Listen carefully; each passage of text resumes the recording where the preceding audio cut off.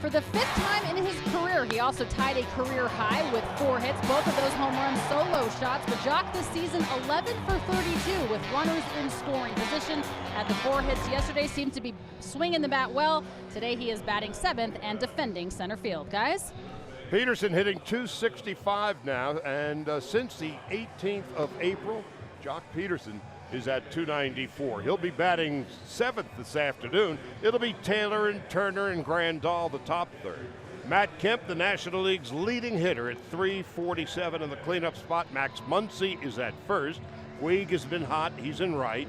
Then you got Peterson, Logan Forsythe, Alex Wood making his first start in 8 days against 29-year-old right-hander Chad Bettis. Well, Chad Bettis faced the Dodgers back at Dodger Stadium. He went 5 innings, allowed 3 hits and just 2 earned runs. Didn't get a decision in that game. But just like most pitchers for the Colorado Rockies, past and present, the splits between home and away are different. At home, his ERA is over 7. Away, it's just over 2.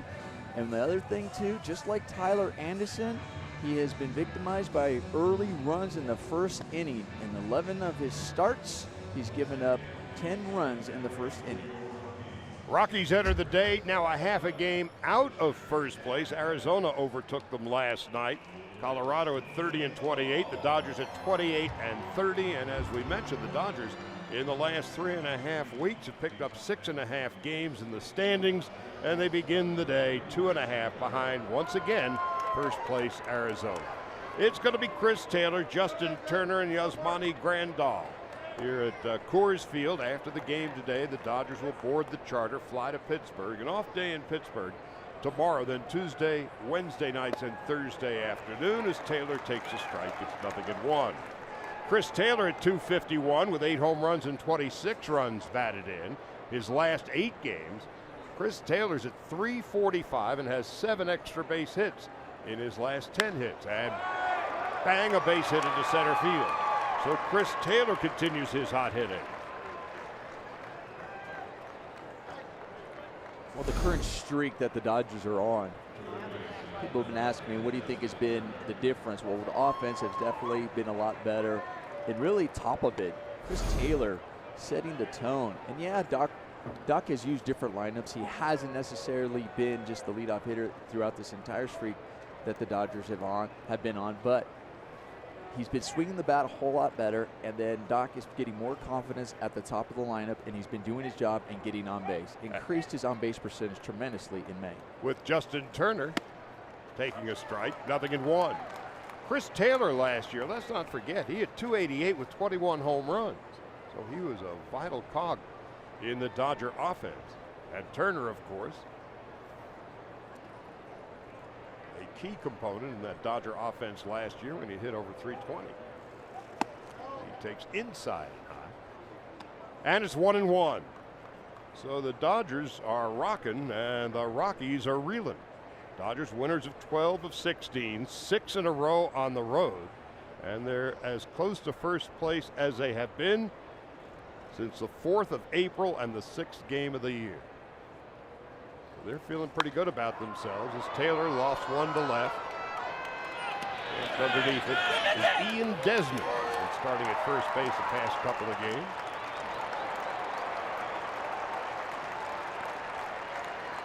One out, one on.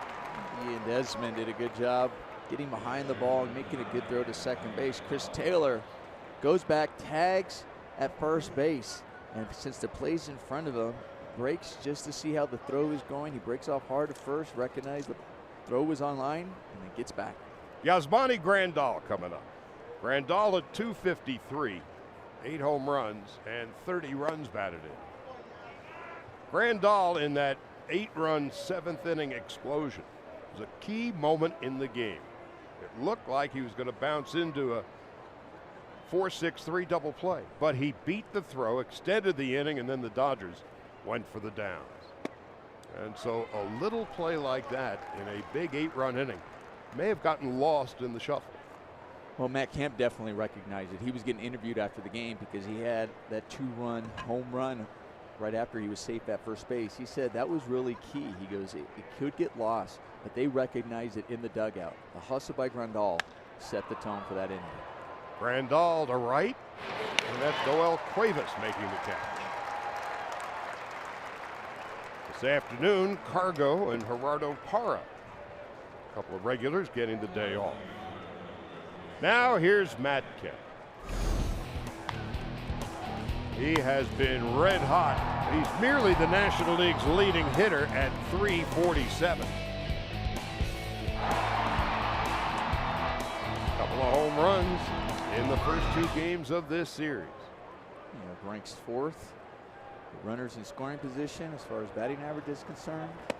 Highest road batting average as well at .403. And then you look at also, when you look at slugging percentage, he's 2nd in the major leagues in slugging percentage behind the 3rd baseman today for Colorado, Nolan Arenado. So here's Kemp with 2 out. Taylor at first.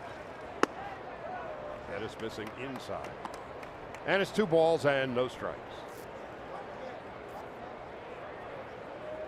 Well, if there's the comeback player of the year for the first third of the season, he's got no competition, Matt Kemp. Here you go, Matt. Takes a strike. And it's 2-1. And of course, he had the great throw yesterday.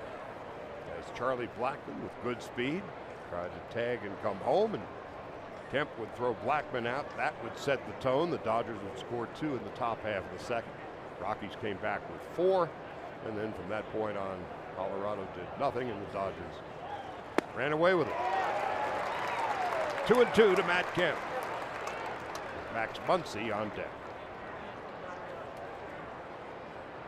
Boy, if ever you were looking for the working definition of the Coors Field game, that was yesterday.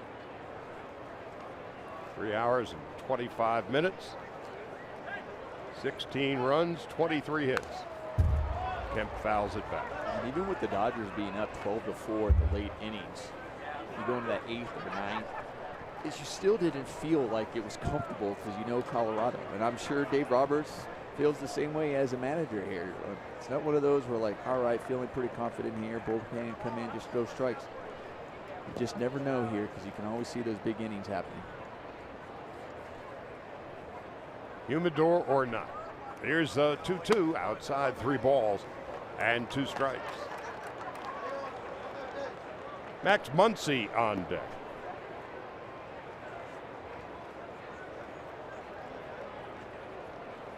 Interesting note about the Dodgers this year. At 28-30, they have a better record against teams over 500 than they do under. Kemp swings and misses. That'll end the inning.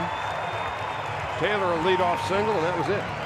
Alex Wood getting ready for his first start in 8 days and his 12th of the season.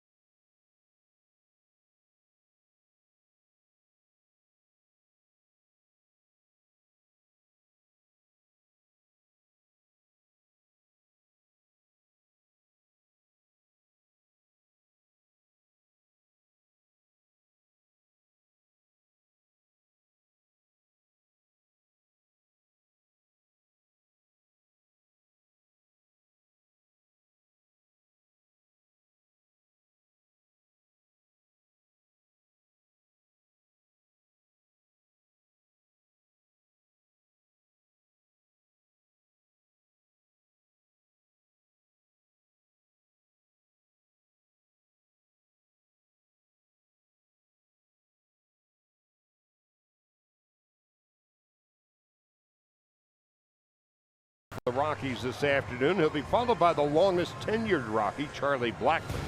Got a 10-game hitting streak, Blackmon does.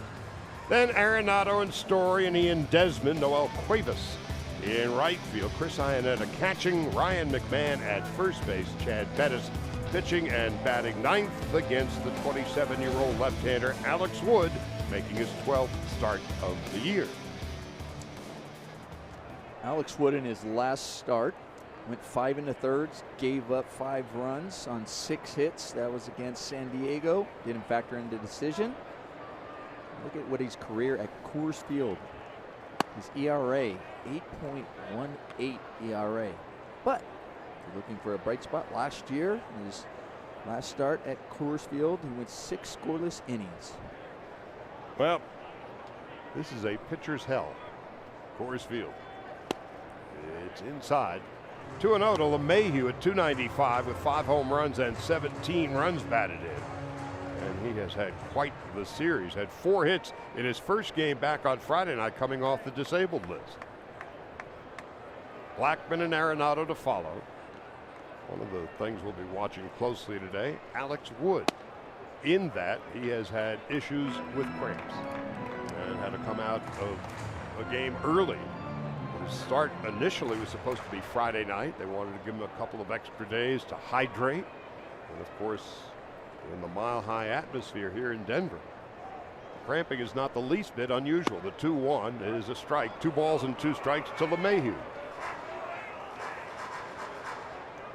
Did you notice a difference playing here? Yeah, and if so, how?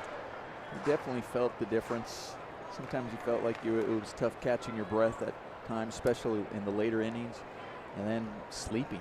Just never felt like you could get a really good night's sleep. The 2-2. LeMahieu finds the room down the first base line. And he'll not dare test the arm of Yasiel Puig, but LeMahieu, little drop shot volley and a base hit to right. Well, LeMahieu, since coming off the DL, all he's been doing is just batting .400, 5 for 10 coming into today's game. And that's the reason why. He'll just put the ball in play, make contact, use the whole field. I'll tell you, the reputation of Yasiel Puig has kept that to a single.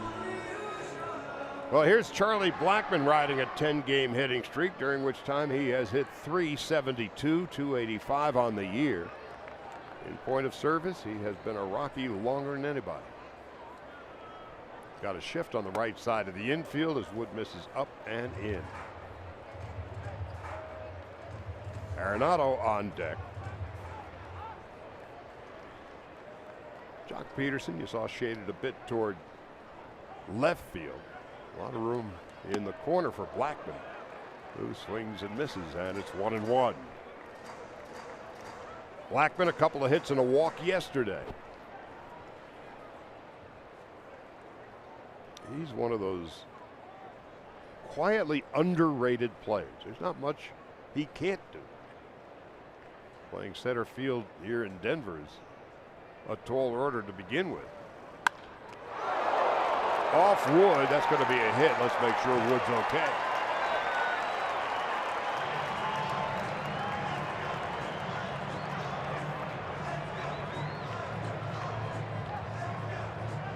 I think Wood is okay. I guarantee you, Alex Wood, the competitor that he is, he's probably upset he didn't hold on to the ball. It's good that his body got out of the way, got his glove, just couldn't hold on to it. Glad everything is all right. All the pieces are in place. Meanwhile, the Rockies have a threat with Nolan Arenado coming up. Arenado, the 5th leading hitter in the National League. 12 home runs, 35 runs batted in. And he loves the home cooking. Takes a strike, 0-1 from Lake Forest. He grew up a Dodger fan.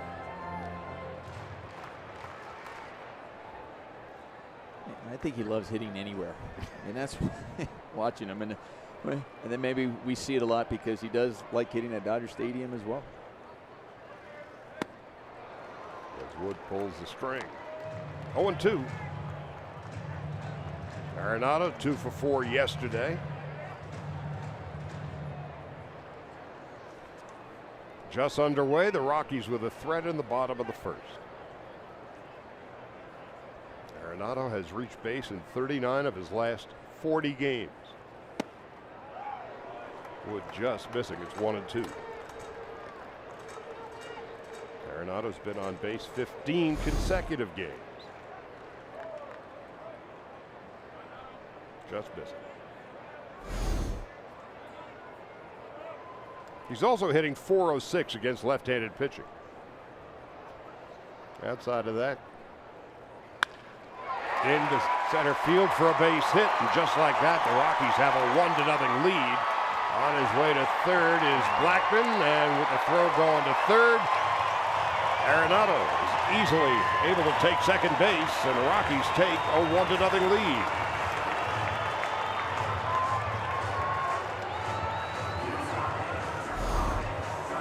Well, he just takes it right back up the middle. We've seen the last two hitters do that against Alex Wood. And it was interesting how a second baseman was left open after that base hit, because that allowed Arenado to get to second base. Because the ball was going to third base. They hit the cutoff, man. Jock Peterson did that, did his job. But Arenado, as he was running, recognized that no one was at second base to cover, and he was able to get in there easily, and then now takes away the double play for the Dodgers, as they are going to concede a run, playing the defense back, make sure to try to stay out of a big inning. Trevor Story takes a strike, and it's 0-1.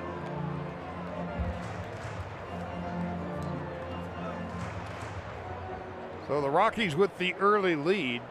LeMahieu, a drop shot volley, softly hit ball to right, but back-to-back shots from Blackman and Arenado as Story takes inside. Trevor Story has knocked in 35 runs. Hit that 39 runs. He's fifth in the league. Ian Desmond on deck. Wood is in trouble. Just underway in the bottom of the first. 2 balls and a strike to Trevor Story.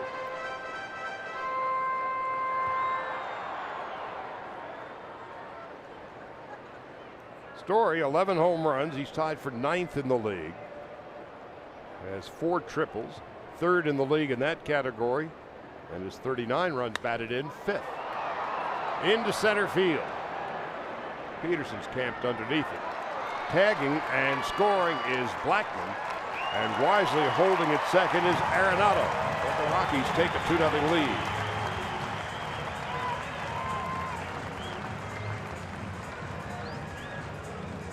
I was impressed by Trevor Story was the fact that he was able to get a lot on that fly ball. Like he was out in front, fooled a little bit. He was able to handle the bat enough to get that sacrifice fly. Well, finally the first out as Ian Desmond's coming up. Desmond's been a mystery this year, hitting just .190.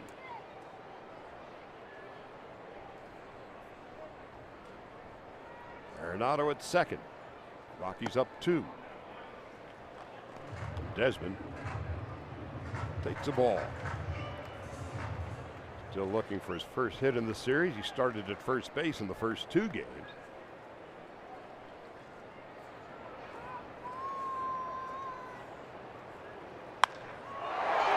To left center field. Kemp is going back, way back, and it is gone. A home run.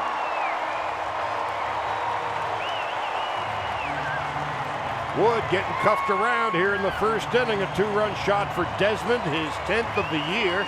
And the Rockies with a quick 4-0 lead.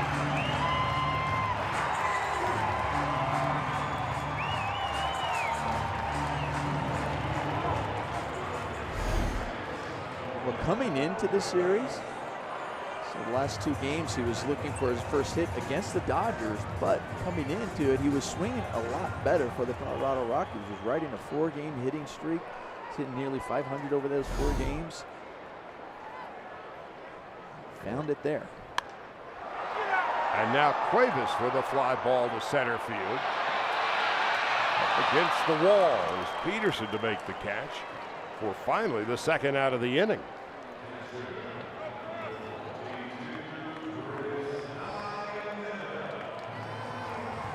Now Ionetta coming up.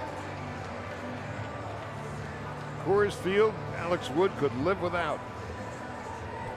The Desmond home run, by the way, got his money's worth. 459 feet.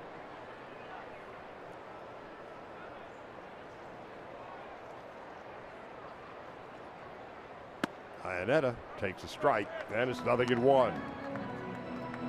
Ionetta's at 232.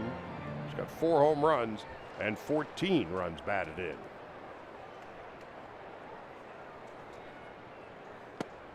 Wood missing outside.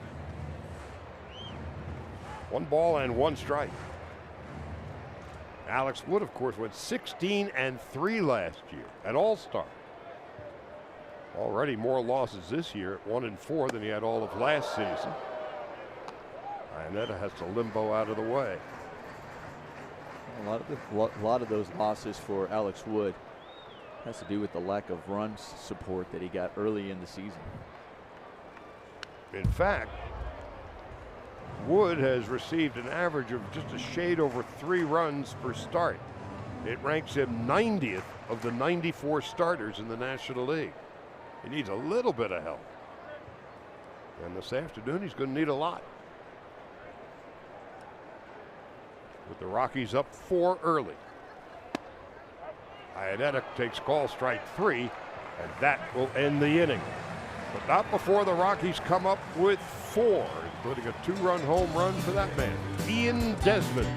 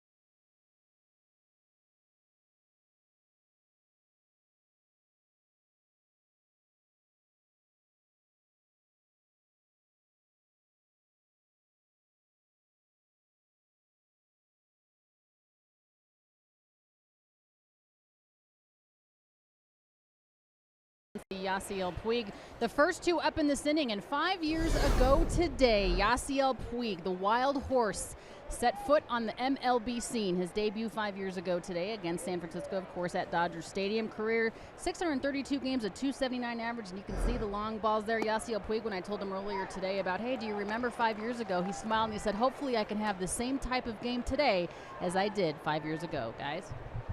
Same kind of game, same kind of month. When he exploded onto the scene, Max Muncy begins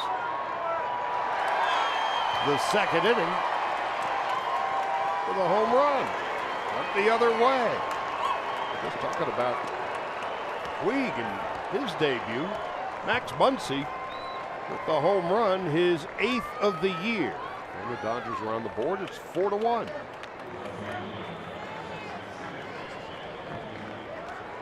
We're talking about Puig exploding onto the scene. That one exploded off Max Muncy's bat going the other way. Coors Field, we talk about how it can carry here with the altitude, but at the same time, what I do like about Max Muncy, his approach at the plate. It's not about just pulling the ball all the time and trying to pull it out of the ballpark. To the right side, he will use all fields and gets rewarded. Now Puig Takes high. The Dodgers were struggling 5 years ago. They were struggling badly. Puig arrived. Hanley Ramirez was just coming off the disabled list. It took about 3 weeks or so for the Dodgers to put it all together. What a run they had. As Puig continues his hot hitting, a single into center field.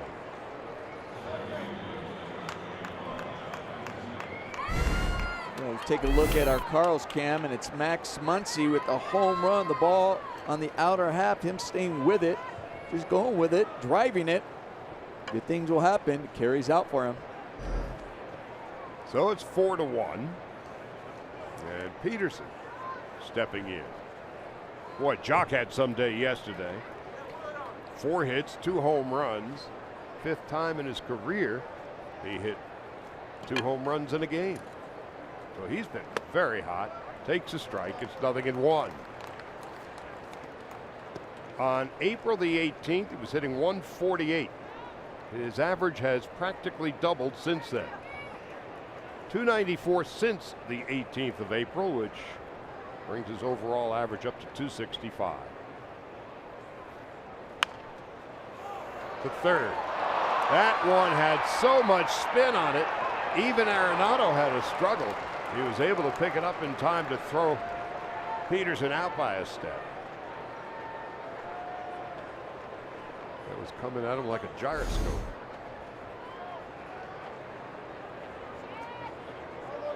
Something you don't see too often is Nolan Arenado bobbling a ball.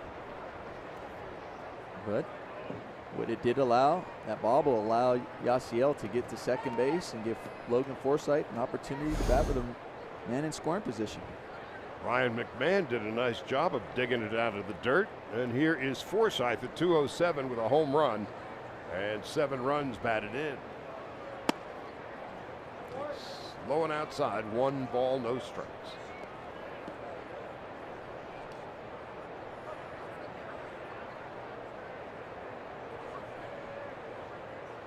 Alex Wood is on deck.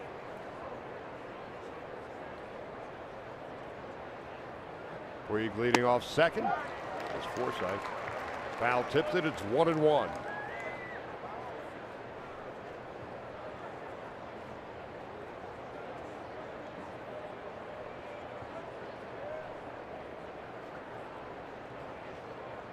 Forsythe 158 with runners in scoring position. It's low and outside. And it's 2-1.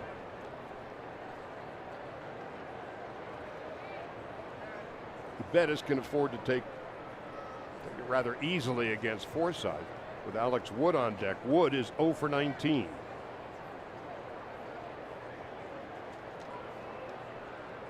Puig leading off second. Now the count's 3-1.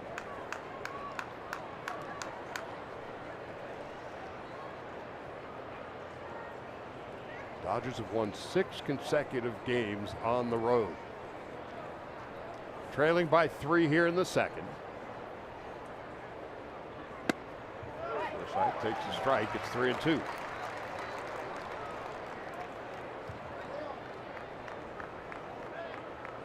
The last time the Dodgers had a 7-game winning streak away from Dodger Stadium, 2013. Right about the time Puig was showing up. On 3-2, Forsythe just gets a piece of it. Had to protect because that was the same pitch that was just called the strike on the pitch before. Muncy begins with the inning with a home run the other way. His 8th of the year, now has 20 runs batted in. Starting at first base today, and Bellinger is on the bench along with Kike Hernandez, Austin Barnes, and Breivik Valera. 3-2. We'll do it again.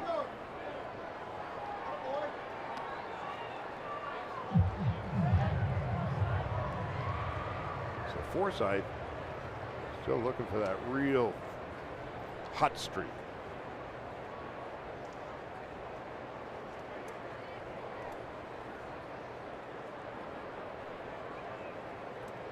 Chad Bettis in his career against the Dodgers, an ERA of over 5. Forsythe is down on strikes, second strikeout of the game. Oh, the big strikeout for Chad Bettis. I mean, 3-2. You know, as a pitcher, you're attacking the hitter going, I don't have to be perfect with this pitch. I don't mind if I walk him. Base open, plus the pitcher coming up.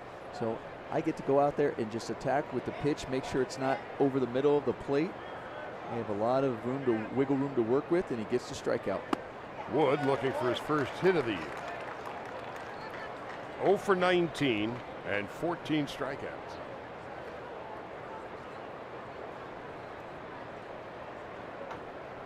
Wood has one more stolen base than hits. Chris Taylor on deck. Puig leading from second. 1 ball, 1 strike. So even though the Dodgers are down 4-1, it's the second inning. Bettis, lifetime ERA against the Dodgers over 5. Home ERA this year is over 7.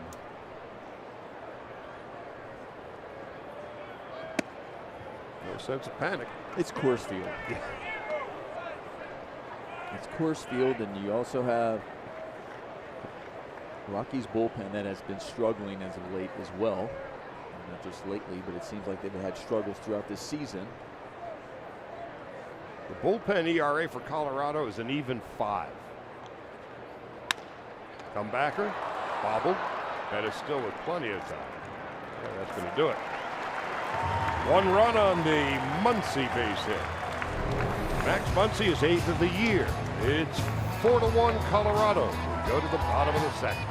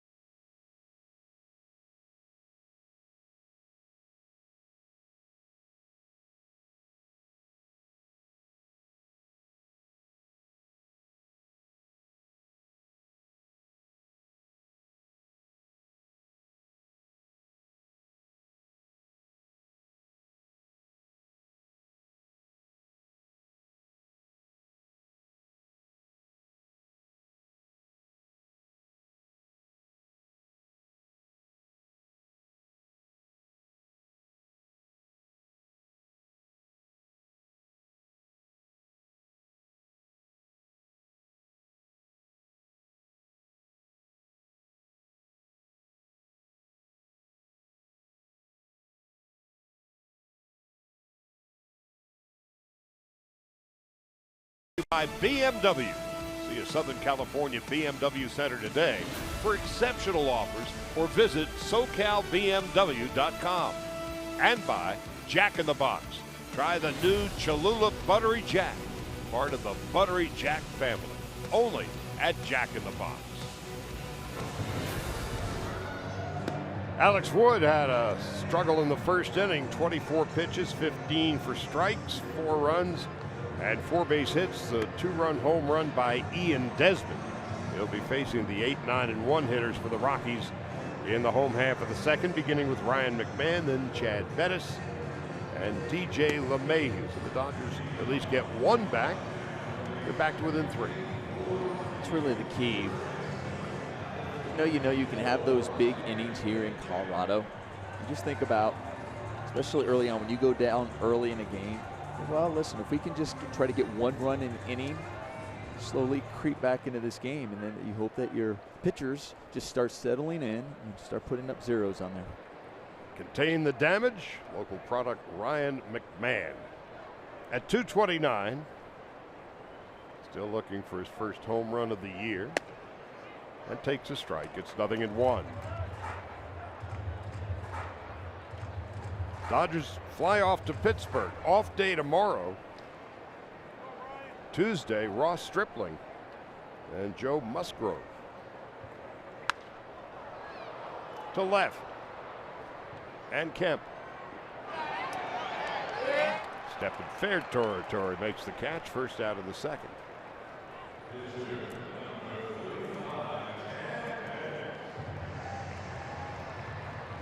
Here's Chad Bettis.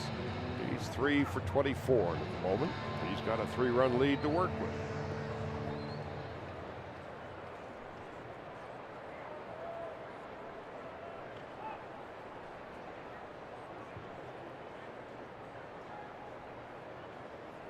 The Rockies, it's the final game of a 9-game homestand. They've won 4 and they've lost 4, and they've lost each of the last 2 to the Dodgers. Began the homestand in first place. Now this play begins this afternoon, a half a game behind first place Arizona. Bud Black certainly watching his pitching implode the first 2 games. His bullpen ERA is 5. The National League average ERA is 3.89. You can only call on the guys to perform, and they haven't been. 2 balls, 2 strikes. You also know the ERA will be elevated, especially playing at this elevation.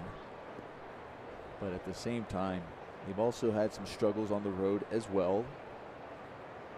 And for any manager here in Colorado, it's tough just to figure out. Managing the bullpen is tough. You say, oh, if they give up 1 run or 2, is it going to be that big inning? You don't know here in Colorado. Is that something acceptable? When do you take a guy out? It's hard to read here. And that's the difficulty in just managing a game. If you're down 2, 3, 4 runs early, then you mentioned even in the first inning, the Dodgers playing the infield back, you know they're going to score a run. Right. Get the outs early. Bank them. Here's a 3-2. And Wood is angry with himself, walking the opposing pitcher. For Bettis, just the second walk he's received all year.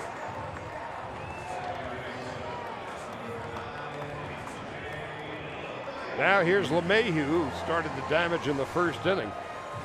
Pitch down and away. He poked it down the first base line past Muncy. And Blackman and Arenado with back-to-back hard hits through the middle. A sac fly for Story and a 2-run home run for Desmond. Just like that, Wood was down 4. The Dodgers came back with a run in the top of the second on the Muncy home run. Say with Wood now on the hill, I was watching that first at bat. You get McMahon to fly out. And then there are times where, okay, you had that first inning struggle, but then when you face the opposing pitcher, sometimes you're able to find your release point and find your rhythm. Missing inside. Because you know, all right, pitcher, I can just go out there. I feel like I have, like the plate is bigger because I can attack. It's not like I'm facing a guy who's hitting it every day. And he just didn't. When you walk the pitcher, that's why he's mad at himself. There was like the very first pitch, got a first pitch strike, but then after that, couldn't really find his release point. He's been all over the place, and it's continued. And you don't want to be missing your spots when you start facing the top of this lineup. Well, he's missed inside again. 3 balls, no strikes to LeMahieu. DJ just 3 games back from his stint on the disabled list. Sprained thumb. And a 4-pitch walk. So Wood was cuffed around for 4 runs and 4 hits in the first inning. After a routine fly ball, back-to-back walks to Bettis and LeMahieu, and it's not going to get any easier with Blackman coming up and Arenado after that.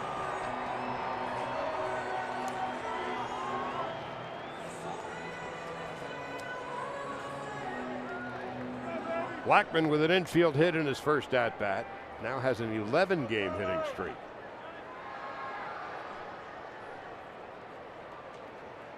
First and second. Did he go around? Nope. Yes, he did. Yes, he did. Nick Lentz, third base umpire. Lentz is just 28 years old. Vacation reliever. And he did. 0-1 to Blackman.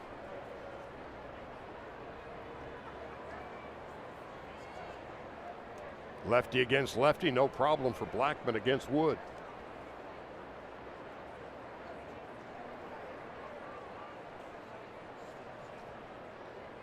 Wood's 39th pitch. Pass, Forsythe into right. Bettis will be held at third. And now the Rockies have the bases loaded and one out.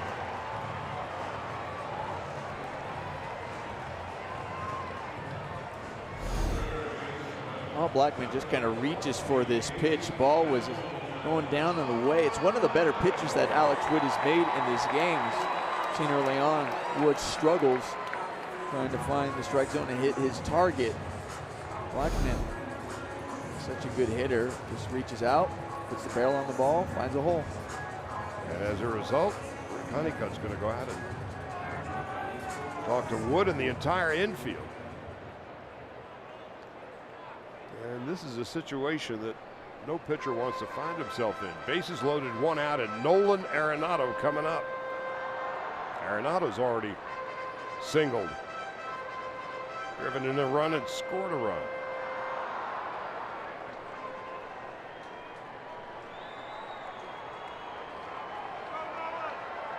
So Wood is in trouble. It looks like just a matter of time before the Dodgers reluctantly will make a call to the bullpen.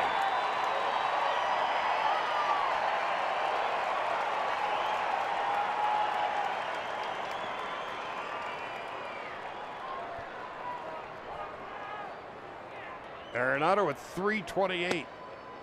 Takes low and outside. One ball and no strikes. Arenado 1 for 2 with the bases loaded this year. And 386 with runners in scoring position. One out. 1-1.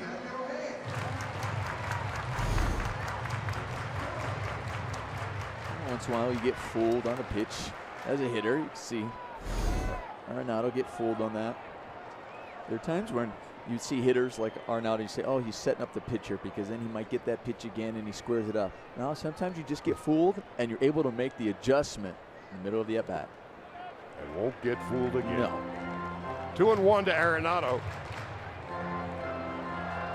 And Wood is digging himself a deeper hole. Power hitting Trevor Story on deck, and then Ian Desmond, who had a 2-run home run in the first, to follow.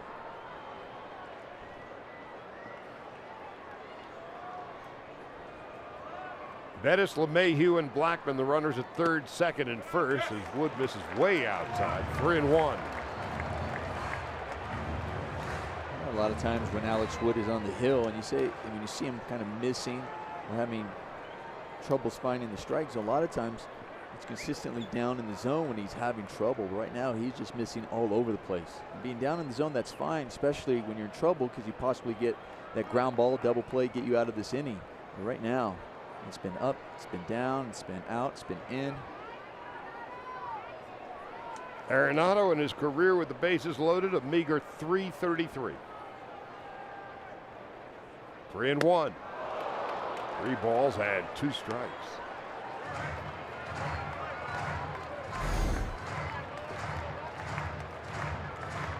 Needed a big pitch in that situation. Needs another one here. Early in the game, and granted it is Coors Field, this is a pivotal moment and a pivotal pitch. And Wood comes back to strike him out.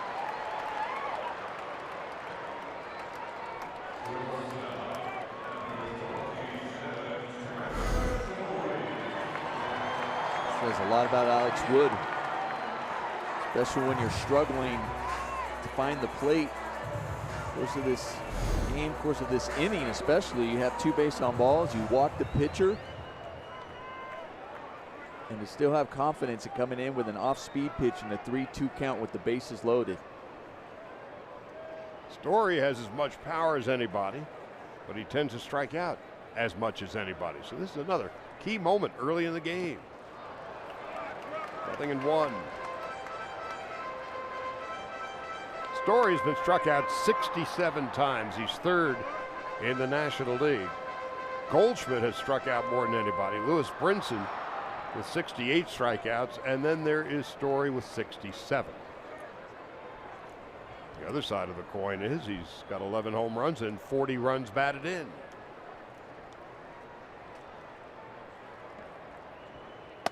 Up high.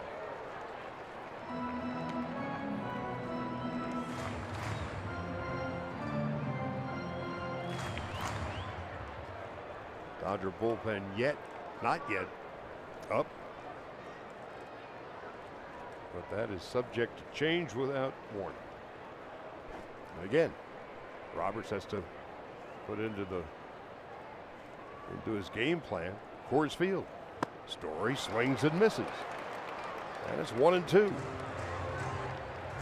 Now how big would this be for the Dodgers and for Alex Wood to strike out Story and get out of the inning? You just touched on it, Charlie. Early in this game, big at bats, last one and now this one. Gets him. And it hits Story on the leg. The Rockies score a run. It is 5-1. 2 walks, a hit batsman, a single, and it is now 5-1 Colorado. Looking for that back foot slider, gets it, literally. The back foot. Looking, hoping to get that swing and miss for that back foot slider. Instead, gives him a run. And now Desmond, who had a home run in his first at-bat, takes low and inside, 1 ball, no strikes.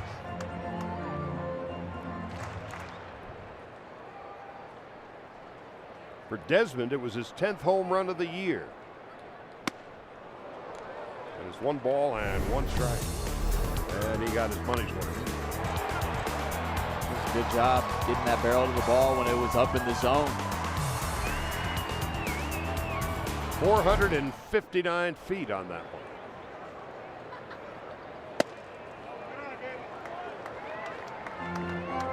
Now 2-1 to Ian Desmond. Mayhew is at third base, Blackman at second. Story is at first.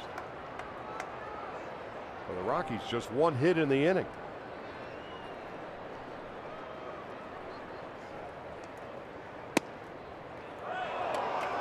But they have grabbed back the runs. The Dodgers scored in the top half. 2-2. The commissioner's warming up. Eric Goodell. Mark Pryor, the bullpen coach, standing behind him. The 2-2. 3 balls and 2 strikes. So the runners will get a head start. Bases loaded. Full count. 30th pitch of the inning coming up.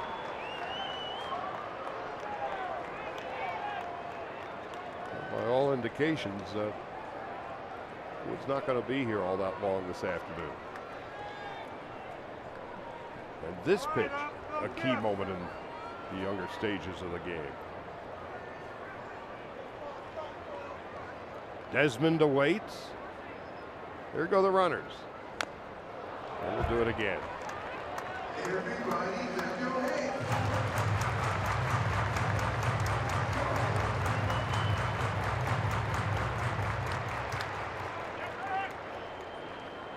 Desmond struggling this year for the Rockies. Hitting under 200. He's a career 267 hitter on 3-2. Outside ball 4. Now 3 walks and a hit batter. And the Rockies have 2. That was a really close pitch. Maybe that Desmond takes it. And that one's right there where it might have caught the corner. The plate umpire might have missed that one. Mark Carlson, he might have got some of the corner, might have been just borderline.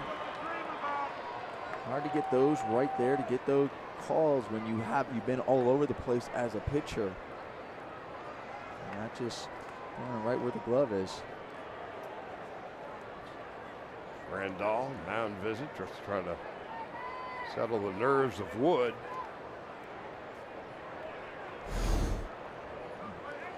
We look at that pitch again.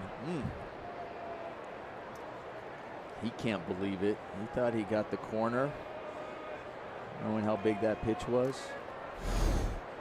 Mark Carlson calling balls and strikes in his 19th big league season.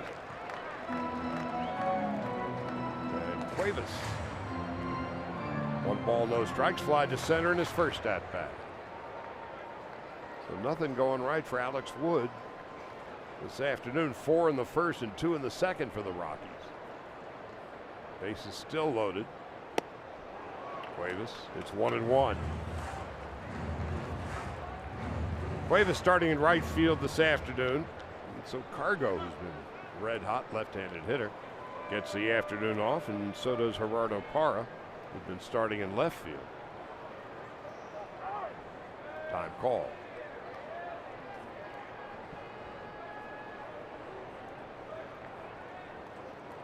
Again, this being called Coors Field. It's not fun being down 5, but not that sense of urgency yet. And this one gets past Grandal. Now the runners are high and dry, and somehow Trevor Story's able to get back to second base, as LeMahieu was reluctant to come home.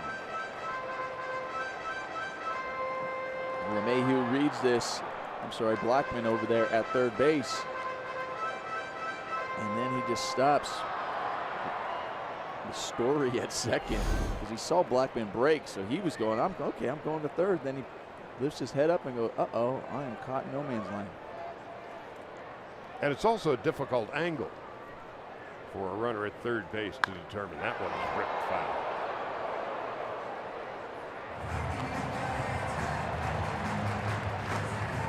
When you're up 5, are you more or less inclined to gamble? It's instinct at that moment. You're trying to read the ball. You're the base runner. You're not thinking about the score at the time. You're just going, okay, can I go? Or wait a minute, I'm just not too sure. Into the glove of Forsythe. The inning is over, as the Rockies come up with 2 runs on 1 hit. 3 walks and a hit batter, and they leave 3. 6-1 after 2.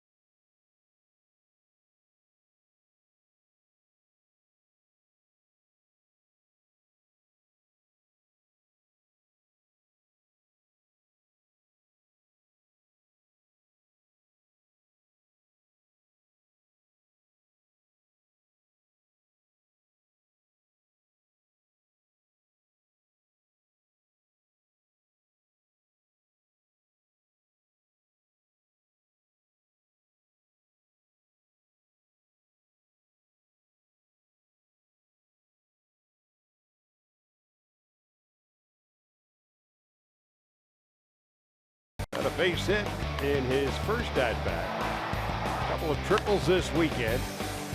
And going back the last 8 games, Taylor's hitting .345 with 7 extra base hits. So he's been hot. Single to center in his first at-bat. Dodgers have work to do. Trailing at 6-1 in the third. Taylor, Turner, and Grandal to hit against Chad Bettis. Did he go around? Nope. 2 balls and no strikes to Chris Taylor. Joe Torre used to tell his team when they were down a lot, take small bites.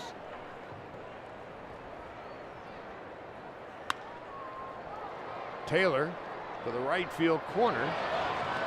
Slicing into the stands and out of play.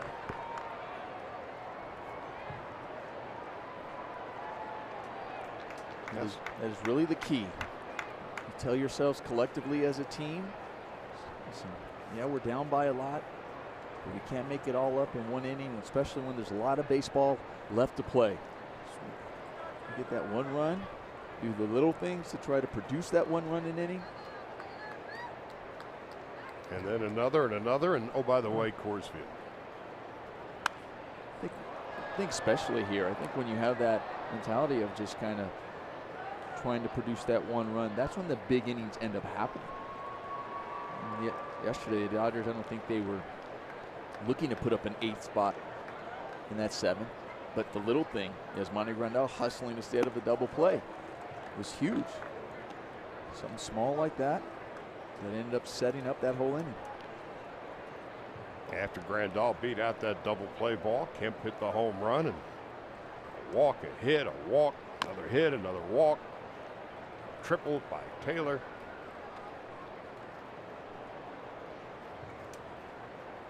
So you got to be patient, and especially here.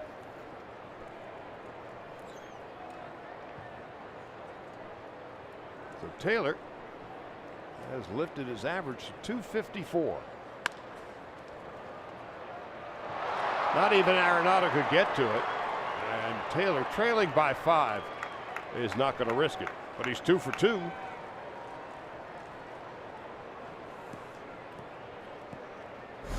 Getting on base.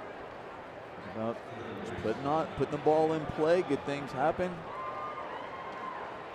We've seen Taylor starting to swing the bat better. You were talking about the numbers, not just in this series, but over the course of his last 8 games. A lot of that also early on, his struggles, been missing a lot, swinging misses, a lot of strikeouts. That's the easiest one to defend is a strikeout. Put the ball in play. You never know what could happen. Gets on base. Turner 1 for 5 yesterday. Flied to left in his first at-bat this afternoon. Takes high. 1 ball, no strikes. The other thing is, and we talked about it earlier, Chad Bettis, his earned run average at home this year is over 7. So he can be had. And then, of course, the Rocky bullpen. Only the Marlins have been statistically worse. Well, the Dodgers have reason to be patient. See the disparity home and away. So if he wanted to run away from home, it's entirely understandable.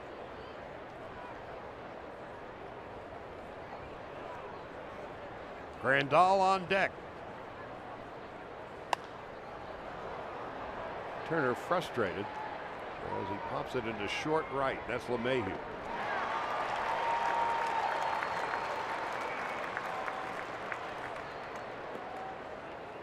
One out in the third. Grandal coming up.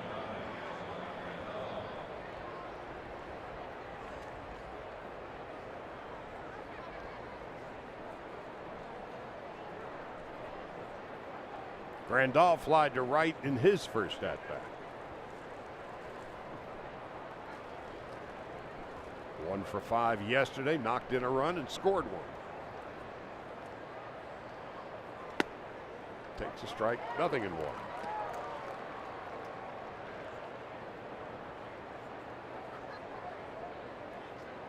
It was one of those otherwise not particularly distinctive moments yesterday when he beat out what looked like a double play ball. Kept the inning alive, and when he crossed first base and he clenched his fist, it provided an energy spark to the Dodgers, and Matt Kemp, who was on deck, fed off that and hit a home run.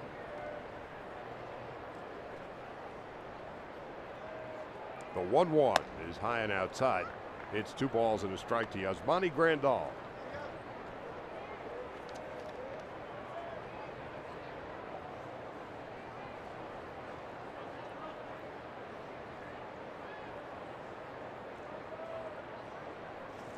Dodgers have won 6 consecutive games on the road.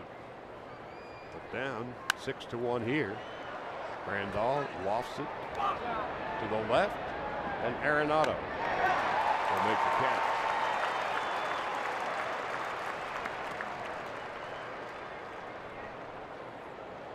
Bettis been effective with off speed, his changeup, slider, and curve compared to his fastball. I mean, coming into this inning, he was actually throwing those off speed pitches more for strikes than he had thrown strikes for fastball. So for the month of May, his last start, he threw more off speed than he threw fastballs. Those off speed pitches have been more effective for him as of late. Now Kemp is hitting .403 away from Dodger Stadium. Takes outside, 1 ball, no strikes. 2 out. Taylor still at first base.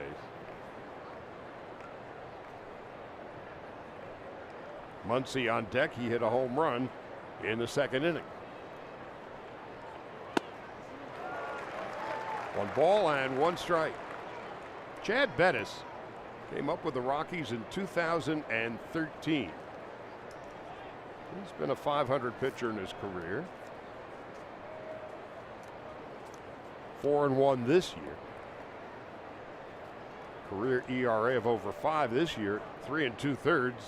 But all of his good work has been on the road. A broken bat blooper into center field. So Kemp, when you're hot, you're hot. Happily to sacrifice a piece of wood for the good of the cause. 1st and 2nd, 2 out. Muncy coming up. It's a beautiful thing. As a hitter, you know, when you are swinging the bat well, that even those fall in for you. And then there's Muncy, who went the other way, a long way. That was in the 2nd inning, and his 8th home run of the year. Dodgers trail 6-1, and again, taking small bites if they can. Muncy takes a strike. And as a hitter, the Muncy situation here, you battle with yourself. You just hit a home run, but you remind yourself, yes, I hit a home run, but I hit it the other way. So you got to think, just keep staying on the ball rather than going, well, I hit a home run, I'm feeling good today, and then our team is down, or I can make up a lot of it right now with 2 runners on. And then if you start thinking, okay, I can hit a home run, you start pulling off the ball and getting away from your approach. Just remind yourself, stay on the ball, stay with the good approach, and just think about the gaps. Inside. 1-1 to Max Muncy. Getting the start at first base today.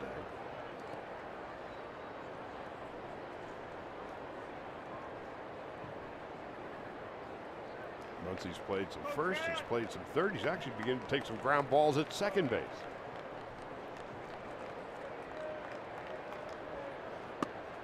Takes a strike. That is 1-2.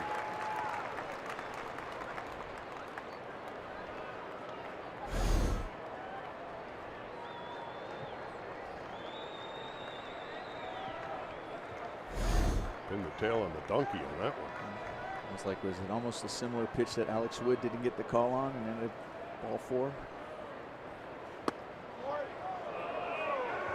2-2 to Muncy with Yasiel Puig on deck.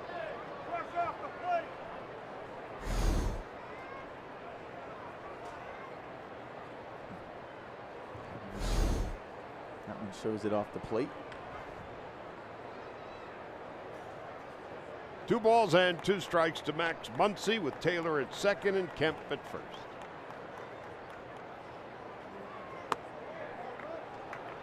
Well, he's forced the count full. One thing about Muncy, just watching him in his first season with the Dodgers, he does not give at-bats away. He talks about that. He talks about staying through the ball, staying on it, making sure that he's swinging at good pitches. He works a lot prior to the game. In the batting cage, regular basis, trying to just stay, he says, it's just staying consistent with the at-bats. Playing that cliche card, playing within yourself. He knows what he is and what he's all about and how he goes about his business.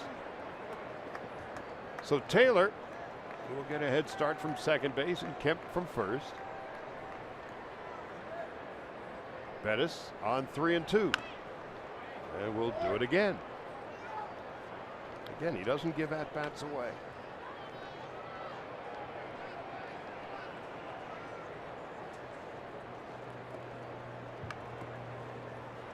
Dodgers trailing by 5, and we're just in the third.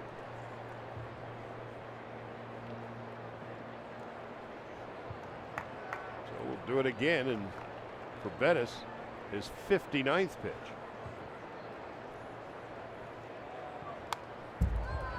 Muncy, the battle continues. Now Iannetta wants to talk it over with his pitcher. Another mound visit.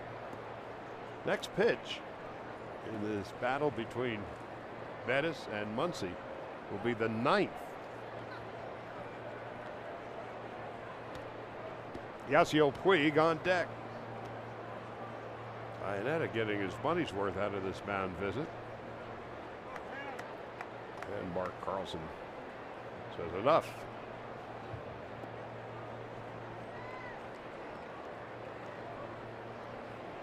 Muncy the home run in his first at-bat, a 9-pitch second at-bat.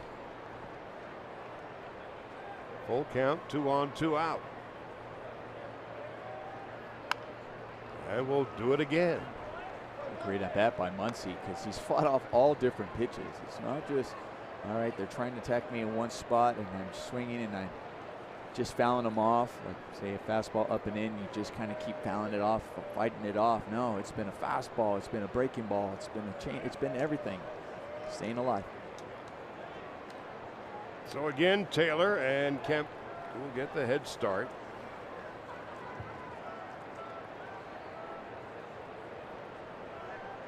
Bettis set. Muncy awaits. One more time.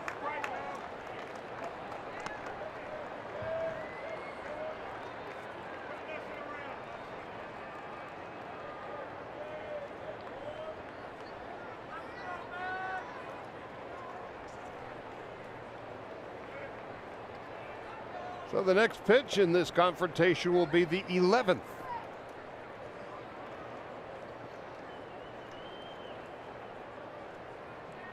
And here it comes.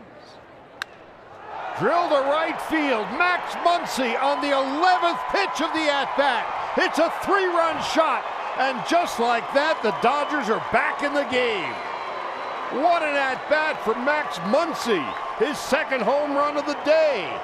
Rockies 6, Dodgers 4. Wow.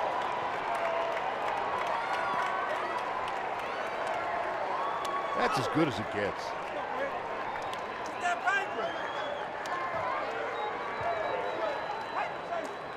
That is the reason Dave Roberts has said why he's trying to get Max Muncy more and more in the game. Says he's earned it. The way his approach are, the quality of at-bats. And just looking over the course of that at-bat, we were touching on it. After hitting a home run in your first at-bat, going the other way, and you saw over the course of that at-bat, he wasn't pulling off of the ball. He wasn't trying to do exactly what he did. He was still staying with a nice approach. He was fighting off tough pitches, and he gets rewarded where pitch he can handle, and he drives it to the second deck in right field. 11 pitches, a mound visit, trying to just get things back together for Bettis. Didn't work out. For Muncy, boy, did it ever. as Puig fouls it off to the left. Well, you fight off every pitch, every off-speed pitch, your fastball. Then he comes with another off-speed, wants it away, but gets in the inner half. He makes a mistake, and you make him pay. That's just great baseball. As Puig swings and misses, that ends the inning, and the Dodgers get right back into it. The Rockies are leading Muncie 6-4.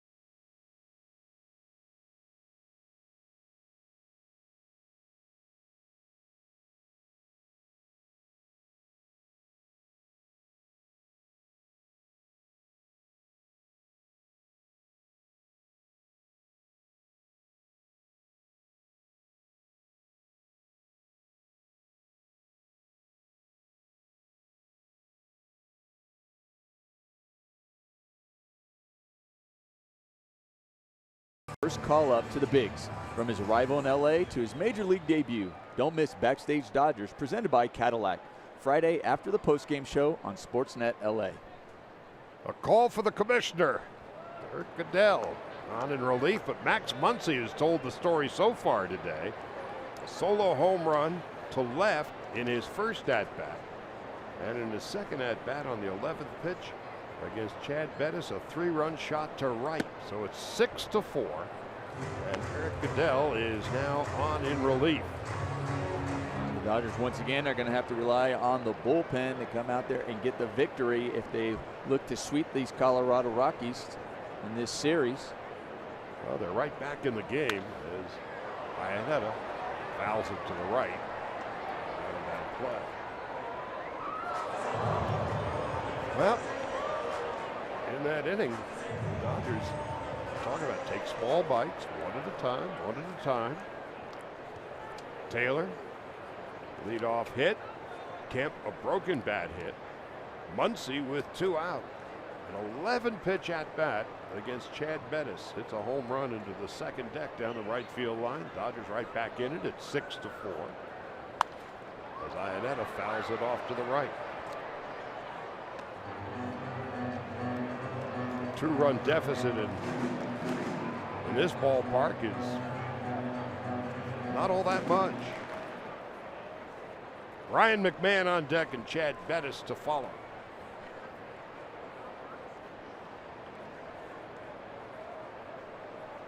Now the 1-2. 2 balls and 2 strikes to Chris Iannetta. Took a call third strike in his first at bat.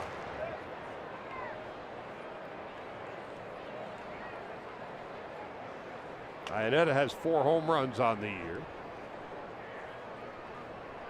And Goodell, this is just outside. For Goodell, his 8th appearance with the Dodgers, no runs, 4 hits, and 6 2/3.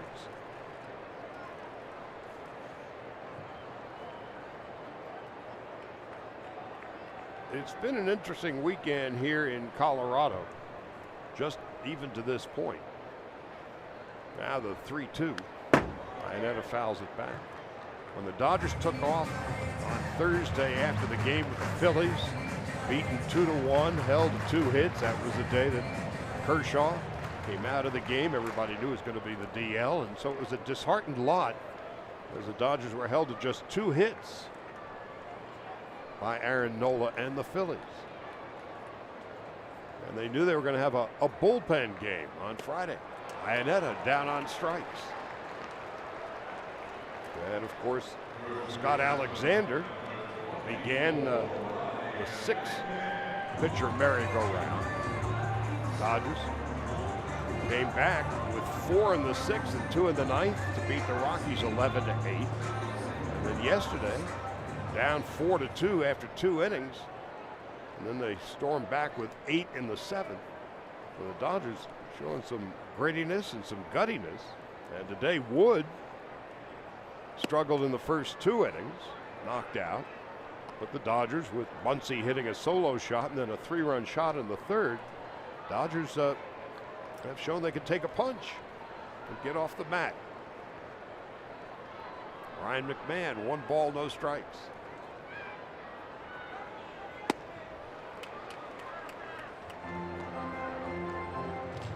So to this point, it's been a good weekend. They've been resilient. The bullpen has come in and done their job. And they're starting to hit with greater consistency. So now it's up to the bullpen yet again. Really impressive win. 4 of your 5 starters begin the season are on the DL. And the one who has been healthy is Alex Wood. You've been relying on your bullpen so much over the last few days, and you're going, okay, well, maybe the one starter who hasn't gone on the DL can give you some length in a game. And he's out in the 2nd inning. And Goodell has struck out the first 2 batters he's faced.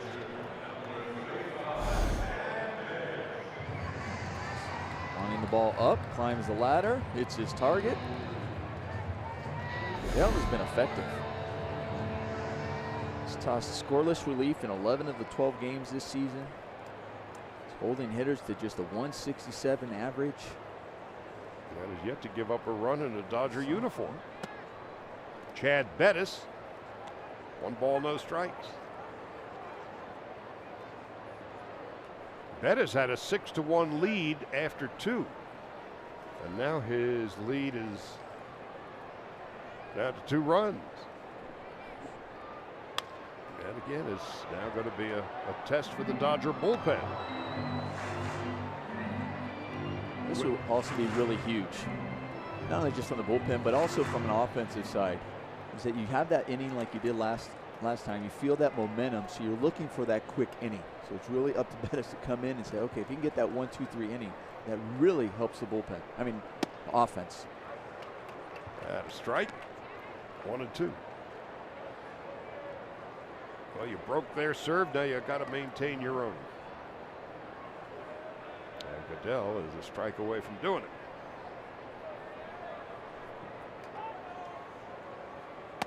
Missing high. 2 and 2.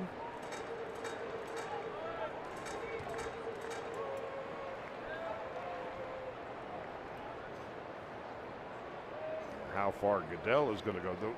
The upside for this bullpen today is that tomorrow is an off day. And a call 3rd strike. Goodell comes in and strikes out the side. Dodgers score 3 in the top of the 3rd. And Goodell holds the Rockies in check.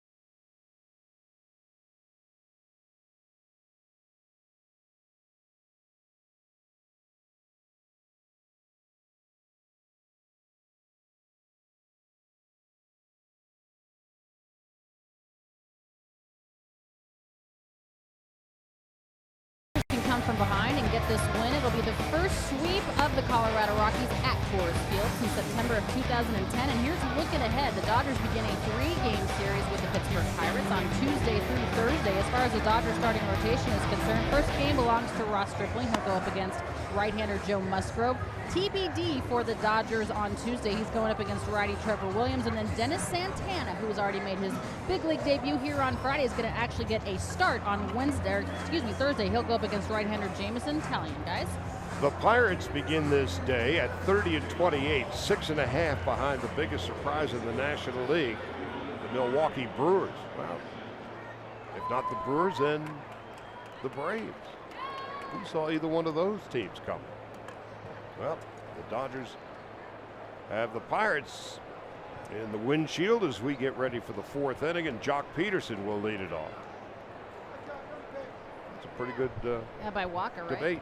Michael Walker. Who's the biggest surprise, Milwaukee or Atlanta? Peterson on the first pitch bounces to LeMahieu. Make a pretty compelling case for both. Right. Although down the stretch last year, Milwaukee, you can see, okay, they had it, they were contending, but Atlanta, weren't they talking about rebuilding and trying to do that? So them being where they are right now, it's been impressive. They're about a year ahead of what John Hart had laid out about 4 years ago. All those young fellas are now maturing together. And Forsythe coming up. Forsythe takes outside, 1 ball, no strikes. Right now on deck, you have Dennis Santana on deck for the Dodgers. Wow, he doubled with the bases loaded. Right. Go with the hot hand. Forsythe bounces to Arenado. There's 2 gone. So Santana, who was originally signed as a shortstop, as it turned out, he didn't defend terribly well, didn't hit all that well, but on his first big league at bat with the bases loaded, we got a couple of RBIs. Get called up, you swing like that, they're like, yes. Dave Roberts is thinking there's a lot of baseball left, not knowing when he's going to be able to need some of those guys maybe in critical situations off the bench as a pinch hit situation. So he's like, am I going to go out there and have to use a guy here when you got the pitcher spot with Goodell throwing the 1 inning? That's all he was looking for out of Goodell.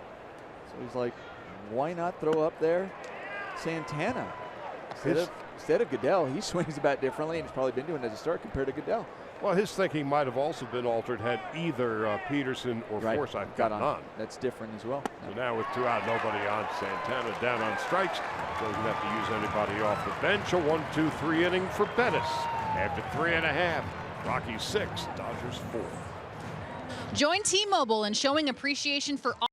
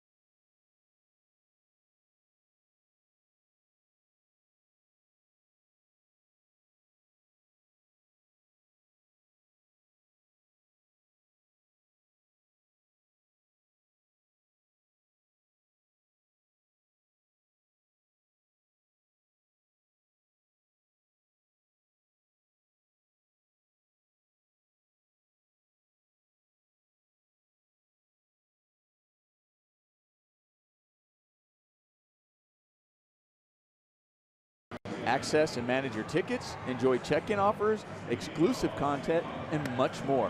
Download the MLB Ballpark app today. Yummy. They don't have to worry about calories. Yimi Garcia, after a perfect inning for Eric Goodell, he struck out the side in the bottom of the third. And now Garcia making his 9th appearance. With 7 strikeouts and only 1 walk. So the Dodgers are back in the game. They're back to within 2 in the Rockies' top third of the lineup here in the bottom half of the 4th. Beginning with DJ LeMahieu, who has walked, single to right, and has scored 2. It's 6-4. And in this ballpark, it might as well be tied. As we go to the bottom half of the 4th inning. LeMahieu takes a breaking ball inside, 1 ball and no strikes. Again, you strategize here differently than any other ballpark. And we got a perfect example. Santana coming up to pinch hit in the top of the 4th. On 1 hop to Muncy. Stays with it. 1 gone. You're right, Charlie. Dave Roberts is looking at this game even when you're down, and you also touched on it. The fact that the first 2 guys got out. If they had gotten on, he might have used someone else to try to. There's a runner in scoring position, put a batter in there, possibly knock him in. But at the same time, well, I also don't want to use those guys in that situation. And a guy who's had a double RBI double in his major league at bat, first major league at bat. Why not? Basically, Santana had a better shot at it right. than Goodell. Right. So. And then with the 2-run deficit, you're right there. Charlie Blackmon takes high and away, 1 ball, no strikes. He is 2 for 2.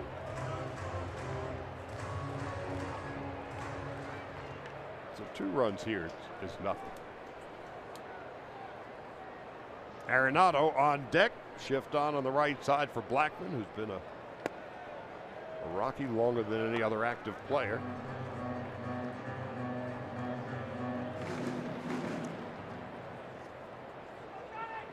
Charlie from Dallas, National League batting champion. Hit .331 last year.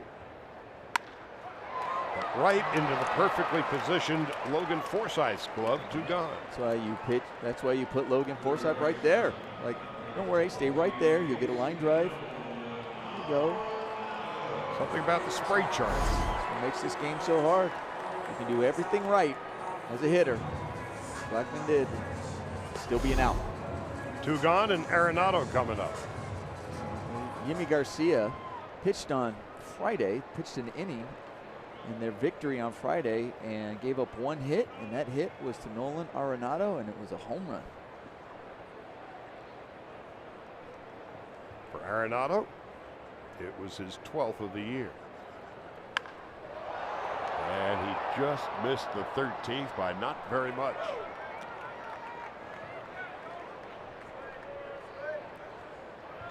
What we were just talking about, flashback on Friday, ball down and in. And Arenado pulling that ball, and he almost just had another one.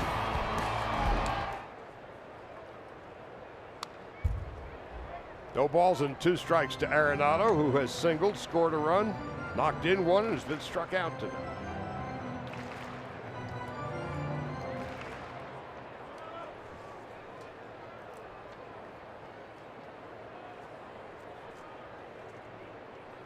If he's not the best third baseman in the game, he doesn't have a whole lot of company.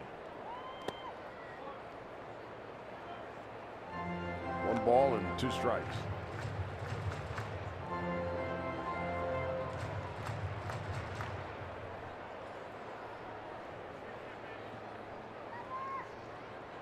Trevor Story on deck, and Garcia trying to get through the 4th. On 1 and 2. And Yimi going with the hesitation to try to throw the timing off of the hitter. Looked like he was posing. Yeah, saw him do that the other day. Well, we've been talking a little bit to Kenley Jansen out there in the bullpen because we can see Kenley Jansen do a hesitation, but that wasn't a hesitation, that was a stop. Yeah. Here comes the 1-2. Call strike 3. Garcia gets Arenado. So Goodell retires the Rockies in order. Garcia retires the Rockies in order. It's a 2-run game.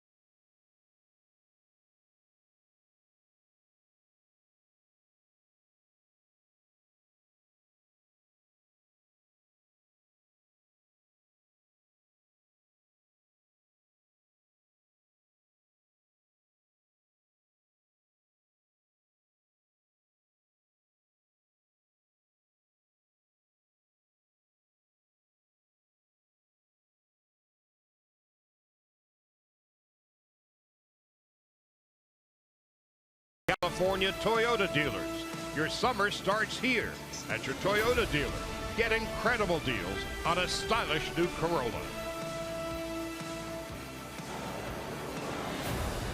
We'll go to the top half of the 5th inning. And the Dodgers have clawed their way back into it at 6-4. Chris Taylor leading it off, top of the order. Taylor 2 for 2, then Turner and Grandal. Kemp, and then home run Muncy. Max has knocked in all 4 Dodger runs today, a solo shot in the 2nd and a 3-run shot in the 3rd. Taylor, who's 2 for 2, takes a strike. It's 0-1. Taylor is 12 for his last 31.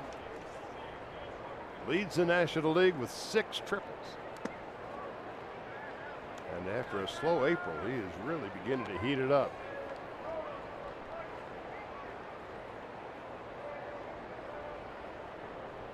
Six runs, 5 hits for Colorado, 4 runs and 6 hits for the Dodgers.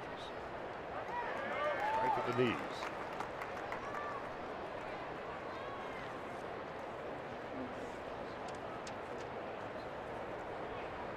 Double barrel action in the Rocky bullpen. Oberg and Russin. Russin is a lefty. And Taylor down on strikes. 5th strikeout for Bettis. What? Chad Bettis looked like after he gave up that home run to Muncy, settled him in a little bit. It's a strikeout to Yasiel Puig, has a quick inning in the 4th. It's his 3rd strikeout so far since giving up that home run. He's retired 5. He struck out 3 of them. As Turner takes low, 1 ball and no strikes. Based on the way the first 2 games have gone, the Dodgers are building up their appetite for the Rocky bullpen. Turner pops it up. Blackman taking charge. The veteran in front of Cuevas makes the catch, 2 out.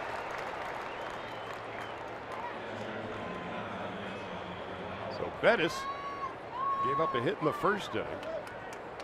Dodgers came up with a run and 2 hits in the 2nd. The Muncy home run, then 3 runs and 3 hits. A 3-run shot for Muncy in the 3rd, but Dodger bats have quieted down, as have the Rockies bats. Dodger pitching has retired 7 Rockies in a row. 0-1 to Grandolph.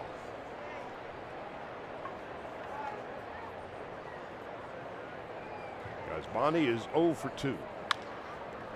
About to be 0 for 3. That's Arenado, and that's that for the Dodgers in the 5th. They go quiet. We go to the bottom of the 5th. Story, Desmond, and Cuevas coming up.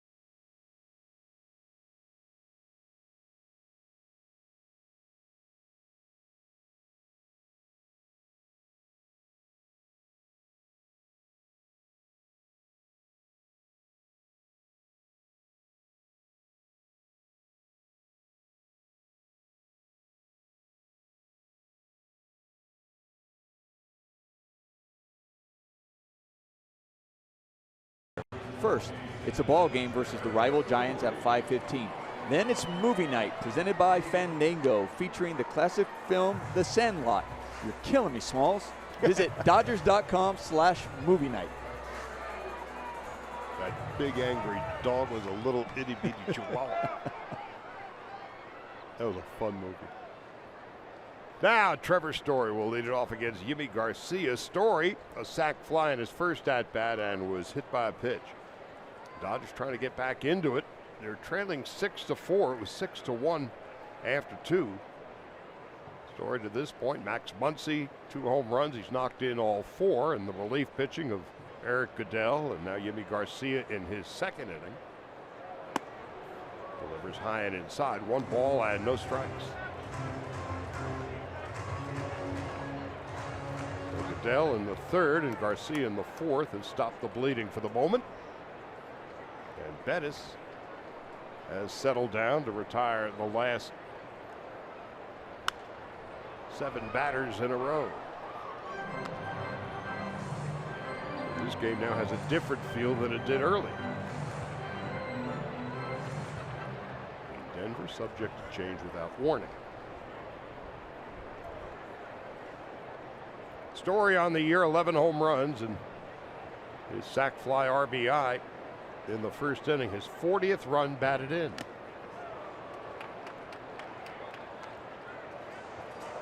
One ball, 2 strikes to Trevor Story.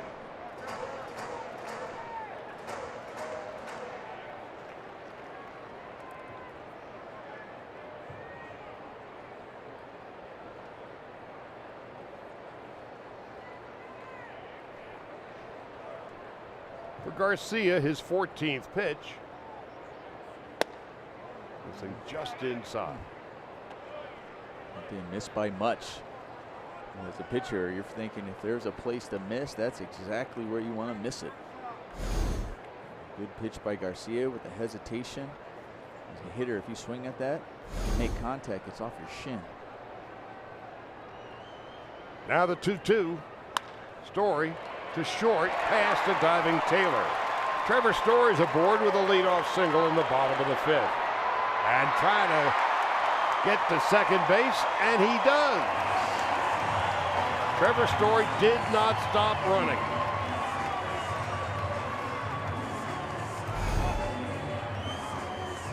Well, Trevor Story does an excellent job taking advantage of the outfielder not being able to get to that ball quite as quick. Matt Kemp making sure that the ball wasn't going to get by him.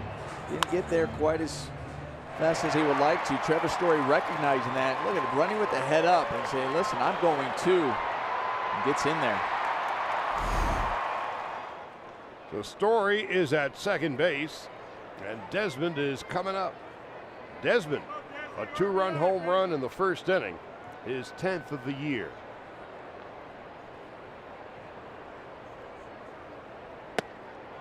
Garcia missing outside, 1 ball, no strikes.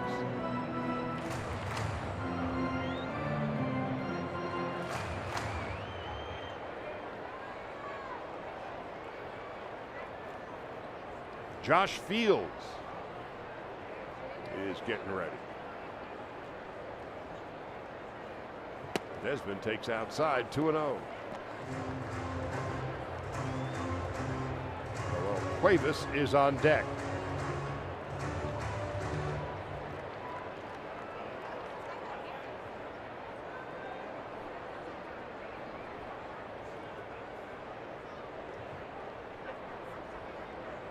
Desmond has struggled this year. Takes a strike. 459-foot home run in his first at-bat.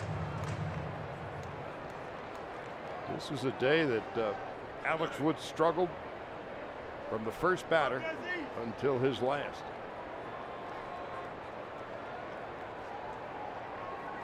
So Muncy has taken it upon himself offensively.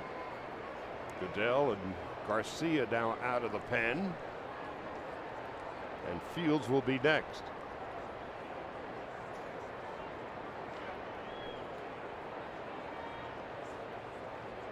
Desmond takes some time out.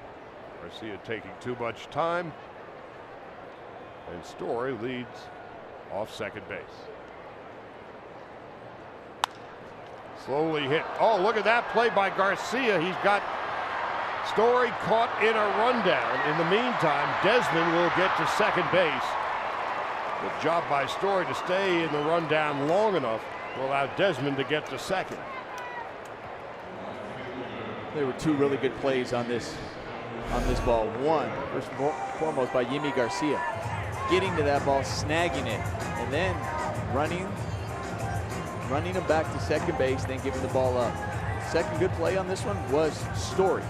Story doing an excellent job, staying in that rundown to allow Desmond hustling too. I mean, it's easy to, when you're struggling as Desmond, be frustrated with that, getting that comebacker, but still running with his head up, running hard, and getting to second base. That was a good baseball play by all concerned. Noel Cuevas fouls it to the right, 0-1.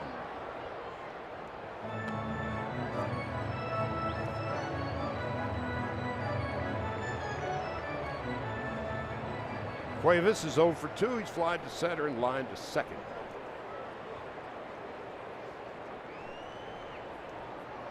Desmond had that play in front of him, and as soon as he saw there was a rundown, he never hesitated to go to second, knowing the Story was going to be a lost cause.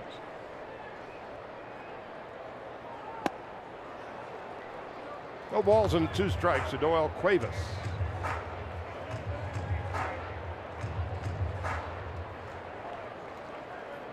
Chris Iannetta is on deck. This would be big for Garcia to see if he can get out of this inning. Dodgers have clawed their way back to within 2. And Garcia wants a new batch of signs.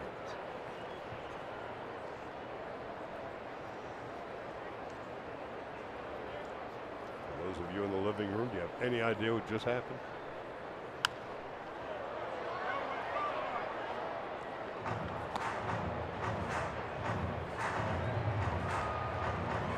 That's one of the wonderful games within the game, signs. Yep, and then there's those, if you call them unwritten rules, that if you relay the signs and you're not good at doing it, you get told and the team will take care of it. There will be some retribution. Yep.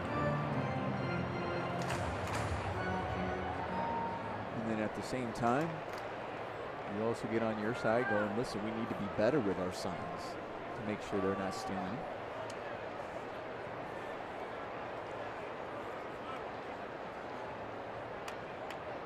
On 1 and 2, Cuevas just gets a piece of it and stays alive.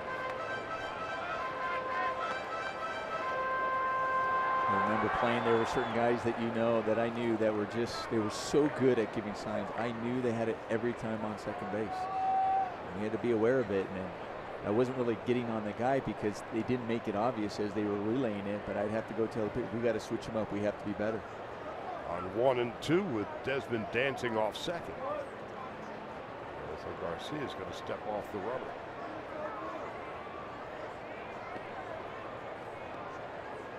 And the average fan could be looking at Grandal all afternoon and have no idea what he was just doing.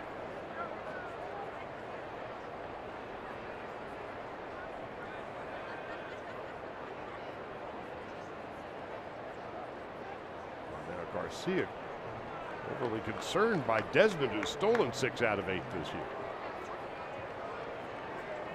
Desmond jumping around out there. Forsythe trying to keep him close. 1 ball, 2 strikes, and 1 out. Garcia's 25th pitch.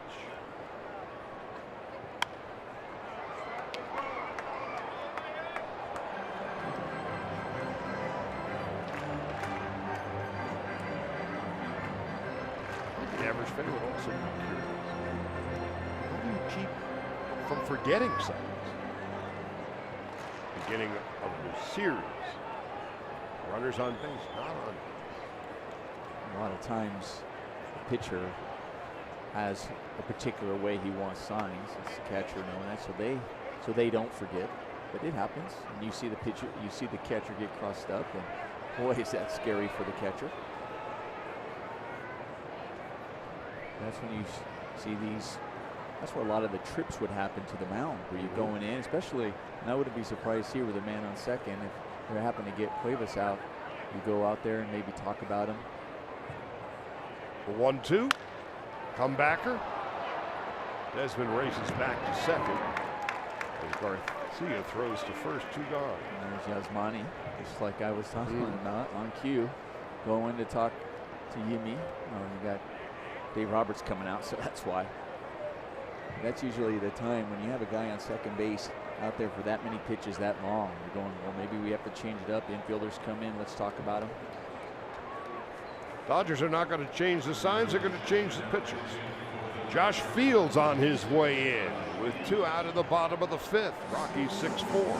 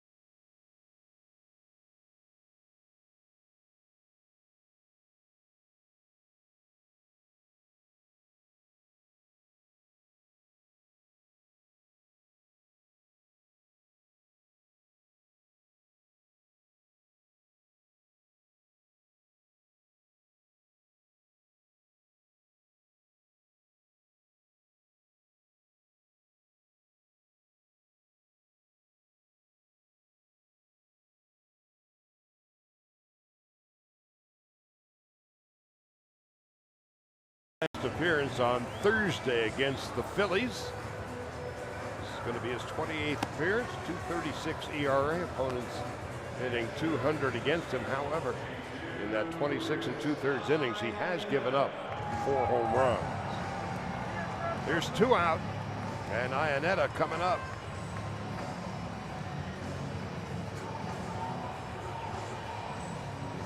So it was a slugfest through the first 3 innings. It has become a more tightly played game over the following 2. Desmond is at second base. Iannetta, having been struck out twice today, 38 times on the year. Fields delivers high, a 94-mile-an-hour fastball.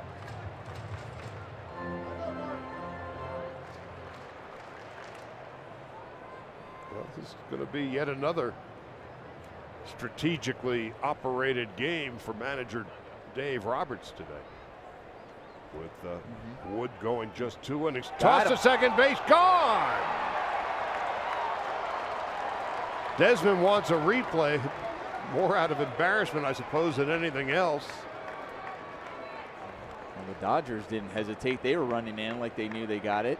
It's interesting, Josh Fields, he's going over to home plate umpire, just kind of waiting, but they were also talking about that pitch before because he thought it was a strike because we have another look, and in that look, it looks like they got him.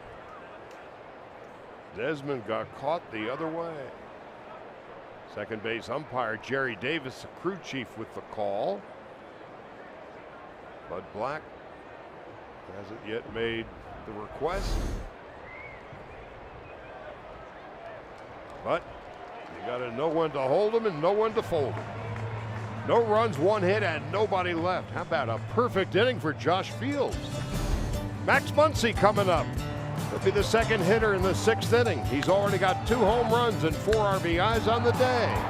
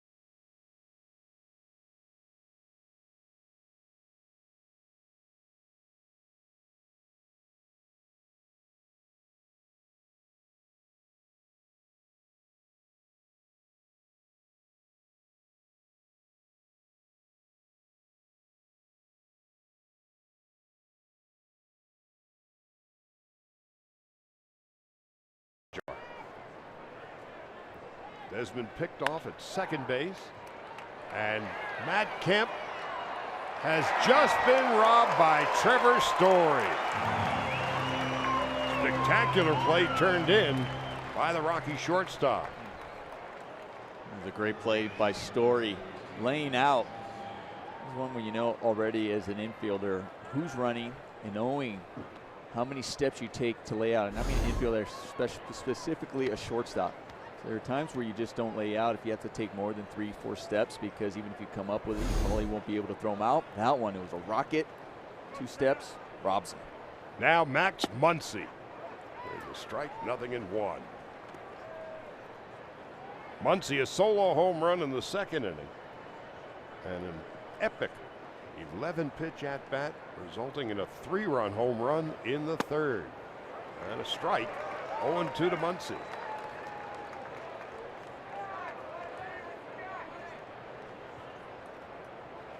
With Puig on deck.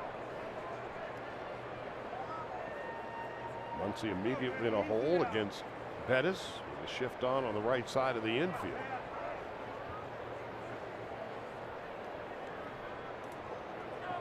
Well, one source of strength for the Rockies all year. They've got the best defense in the National League. Fewest errors, highest fielding percentage.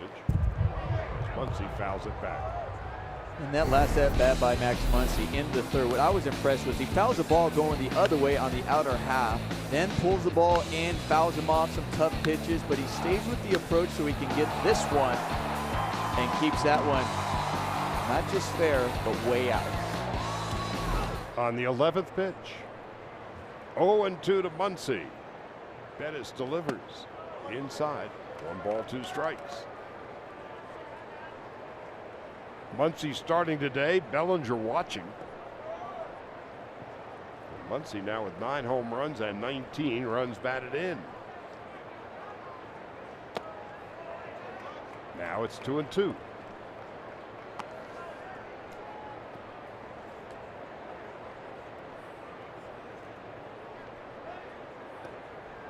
Muncy, 9 home runs. And with the 4 today, 23 runs batted in. Takes outside. Bellinger, by comparison, has 8 home runs and 25 runs batted in.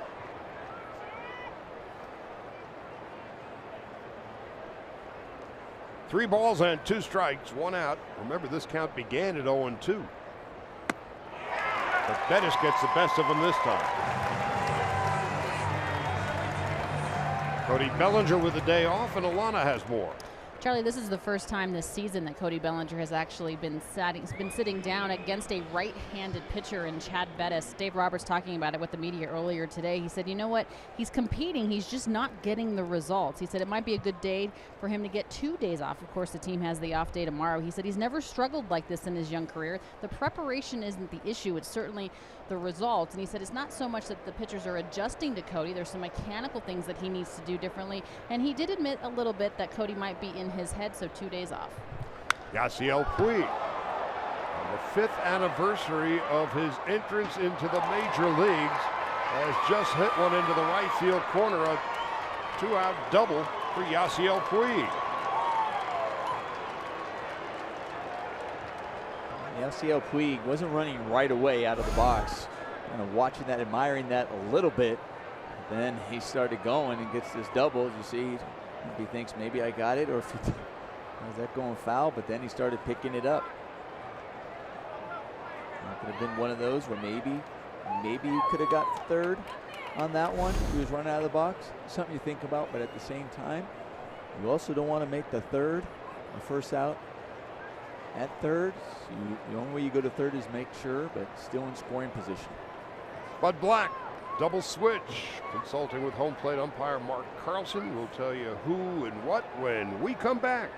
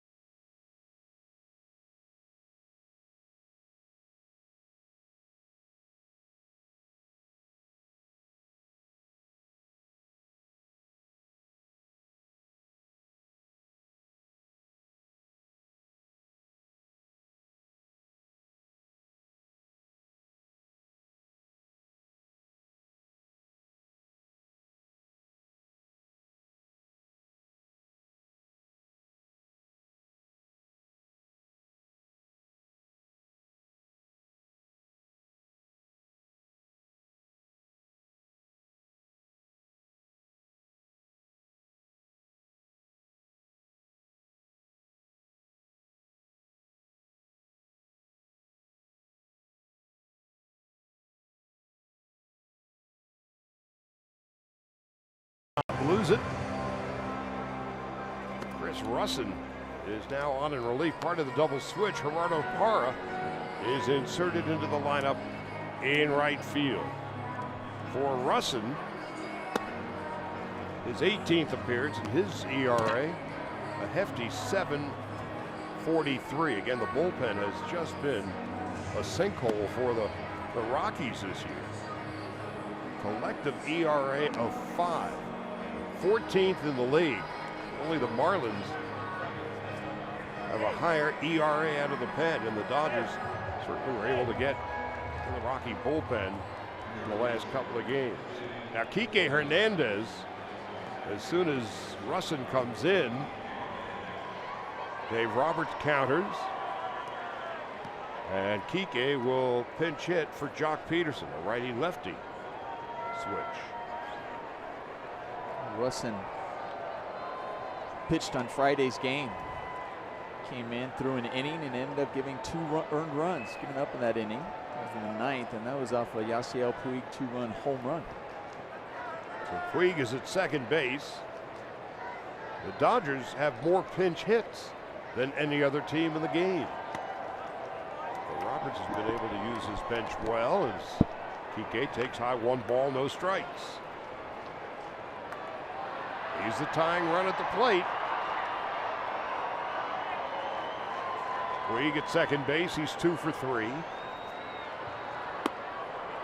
Inside, 2-0 to Kike Hernandez. Logan Forsythe is on deck. Dodgers still have Bellinger, Barnes, and Valera on the bench. 2-out double for Puig.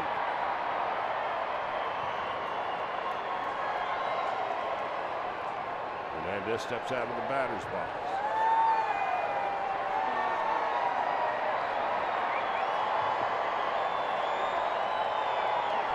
Dodgers now have some bullpen activity. Looks like Brock Stewart down there. Hernandez fouls it off to the right. 2-1.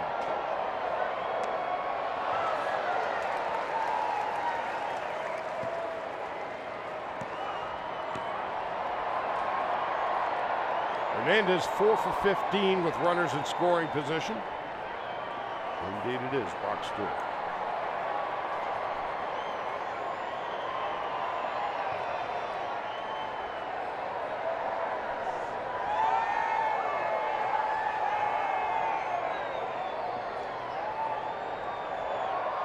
It's been 6-4 since the end of the 3rd. Hernandez takes a strike, and it's 2-2.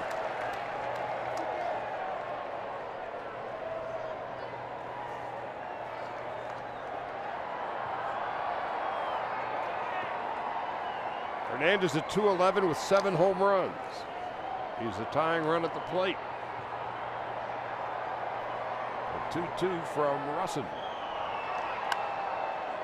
We'll do it again.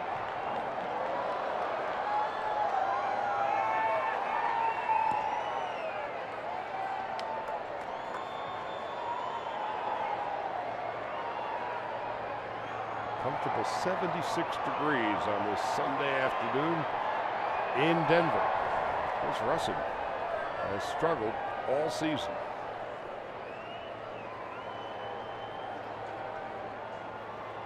Here's a 2-2. Inside, 3 balls and 2 strikes.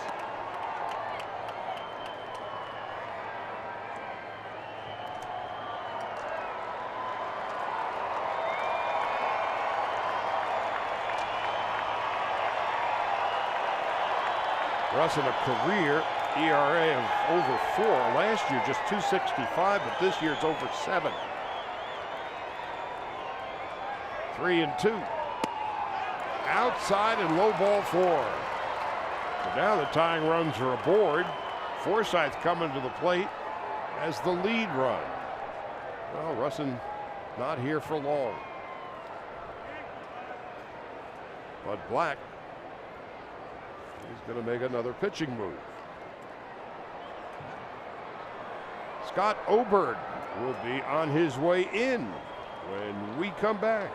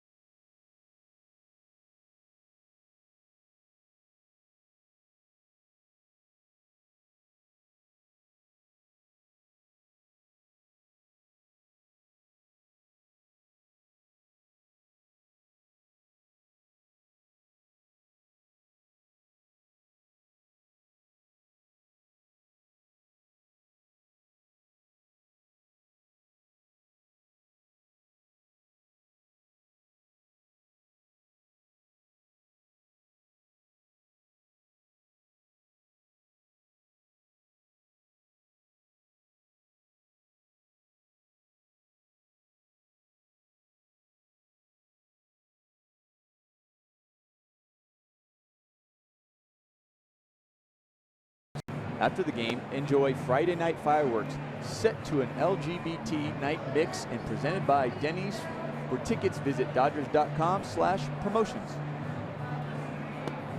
Well, one of the things you come accustomed to when you come to Denver, long games. Dave Roberts was talking about it the other day. Not only are they long, they're mentally draining by the time it's all over. And this is another one. So Kike Hernandez at first base after the walk. Logan Forsythe is coming up with 2 on and 2 out. Breivik Valera is in the on-deck circle. And we're just in the 6th inning. Forsythe is 0 for 2. Oberg misses high, 1 ball, no strikes.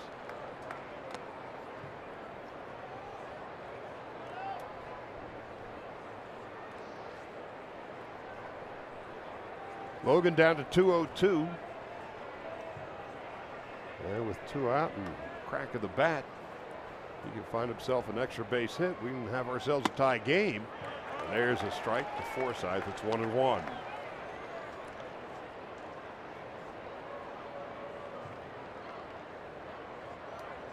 And there are still more chess moves to be made between now and the end of the game. Oberg, Forsythe fouls it back. It's 1-2.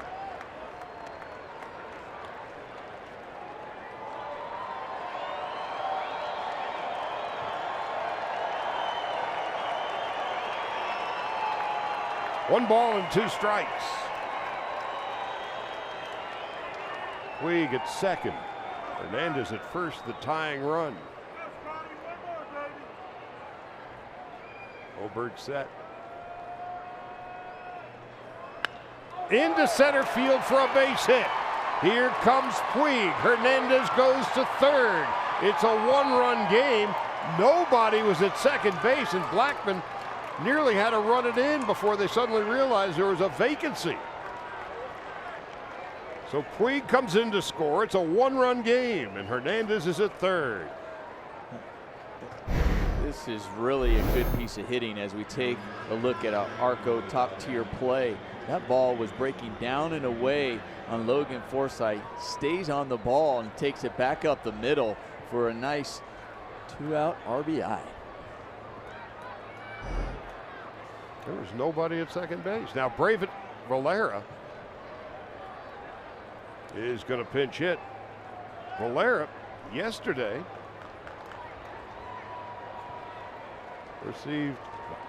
but earned his first 3 RBIs of his career. Striking is 0-1.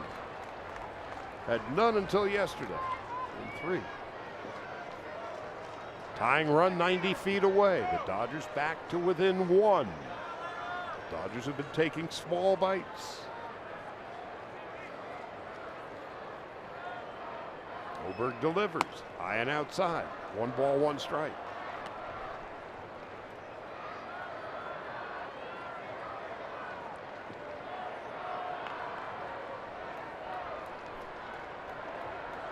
Breivik Valera is a switch hitter.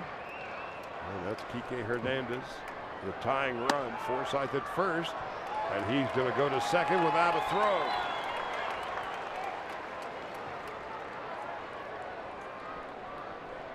So a stolen base for Forsythe. His first of the year. And now a base hit. And the Dodgers could take the lead.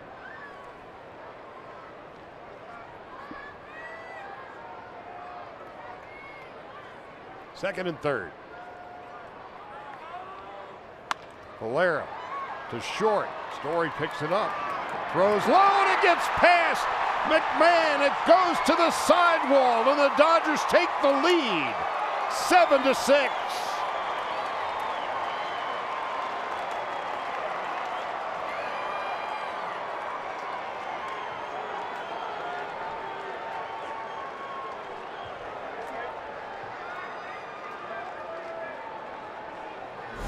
Put the ball in play. Never know what can happen. Put some pressure on the defense. With that ball, you also have the runner running in front of Story. Comes around, throws off the run. It's tough, makes it a tough pick over there at first base. E6, couple of runs. And the Dodgers' first lead of the day.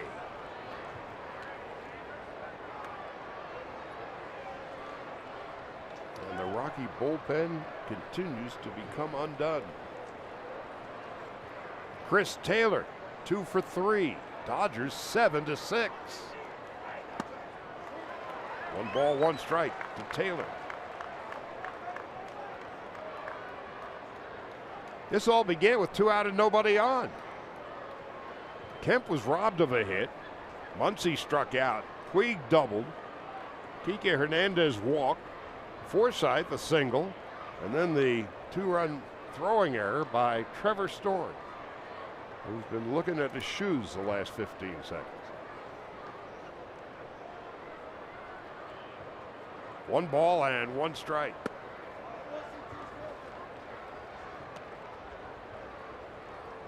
You were one of those shortstops where it was natural for you to throw and run in one motion. Yeah, I really worked on it and a lot. Just trying to throw off the run to be confident and comfortable at the run, where I became more comfortable that way. You actually see Nolan Arenado do that an awful lot. There are times when he charges it, he doesn't really always worry about just setting his feet and throwing it. He really just, there's that comfort of just throwing off the run. You want to have confidence in it. And sometimes, like for Story, and then the one Story, I don't know if it was one where he wasn't sure where he got in between, where the way he got the body to the ball, where he was going, do I plant and throw or do I throw off the run? And that can just throw you off. Taylor pops it up. This should end the inning. Now McMahon is going to call off LeMahieu, make the catch, and the inning is over. But the Dodgers plate 3 in the top of the 6th. They're at one point trailing 6-1. Now they've got the lead.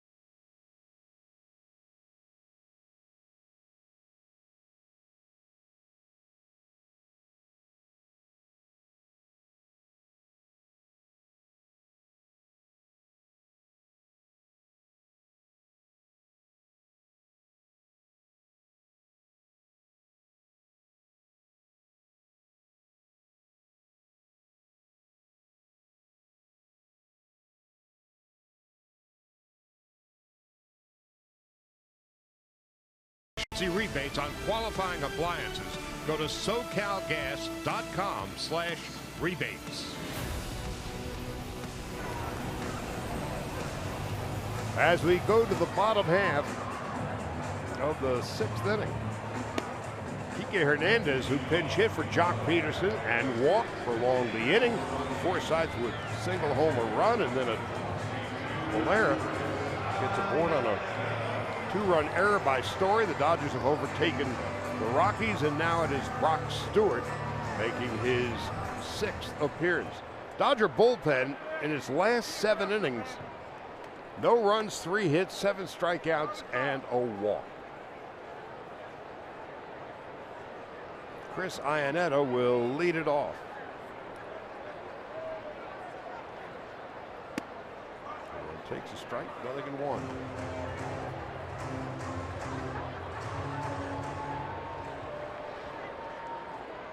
So Garcia gets the job done.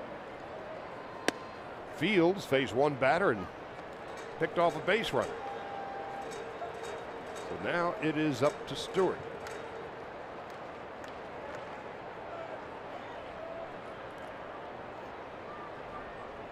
Canetta.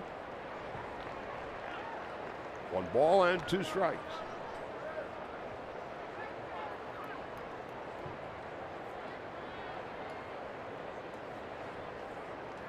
Ryan McMahon on deck, and then Gerardo Parra. 1-2 on the way. To short. Would be an easy play for Taylor. He made it look easy. It's one of those where, as you're going as a shortstop, you're going in, you see that in-between hop is going to catch you. That wasn't always about getting in front of it. Sometimes you just got to throw the glove. Watch where he fields this, where it's off to the side of him a little bit. Because you're like, uh-oh, that's the one that you see coming. And instead of sitting back on it, it would really eat you up. You've got to play through it, and you throw your hands. And you did a great job. Now Ryan McMahon with 1 out and nobody on. Was it Yogi said the game was 90% physical and 50% mental? Or was it the other way around? I'm just wondering what in the world the Rockies are now thinking after getting the early lead, and their bullpen has come undone yet again. And not just Bud Black, Steve Foster's pitching coach, and the pitchers. The players out on the field. As players on the field, you're actually used to this. When you play so many games here, you know that no lead is safe. And that's what ends up draining you over the course of a season. Deep to left, a long run for Kemp toward the corner. This is where the luxury of having from the obvious reason of having a good bullpen. And I always talk about having a great closer and having a good, or people you can trust to bridge that gap to your closer. Because over the course of a game, when you have that as a position player, as an everyday player, when you have that lead, maybe in the 6th or 7th inning, and you're going, okay, now my focus from a mental grind is just defense. If I get some extra runs, great, but defense, because you can trust your bullpen to close out the game. It's the old sword of Damocles just kind of so hanging you just over go, your head. okay, but when you have a bullpen that's struggling, man down on strikes, 2 gone. and you don't have that lights out closer, then all of a sudden it's a mentally grind doing it both offensive and defense. You never get out of it. You never get to say, okay, shut down one and focus on the other. It is all the whole time and going, oh, is this going to be another one where you're just on your toes grinding it, like, okay, now we got to go out there and try to keep scoring those runs again, pick them up. And that's what makes playing here, in this case with the Dodgers, until that 27th out is recorded, nothing is safe or secure. And you got the Dodgers, and then the Rockies are dealing with that on a daily basis at home. Well, we just mentioned a little bit ago, the Dodger bullpen in the last 7 innings, no runs and 3 hits. Rockies bullpen in the last 7 innings, 10 runs and 9 hits.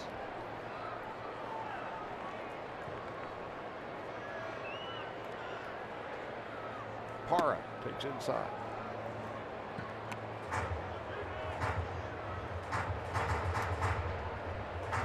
Whether it was after a double day or Alexander Cartwright to describe the Rocky bullpen old term. Boy. It's killing him. Here's the 1-1. Parra takes outside, 2 balls and a strike. And now it's up to Brock Stewart, the pride of Bloomington Normal, Illinois. Went to his hometown school, Illinois State.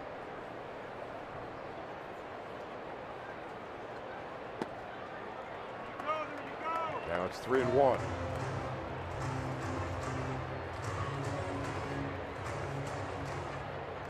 Oh, would Dave Roberts like to get a second inning out of Stewart? First, he's got to get through the bottom half of the 6th.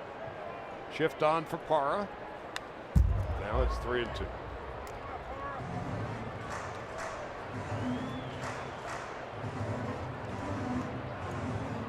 These games are just so different on so many levels. And again, Robert's talking about it day before yesterday.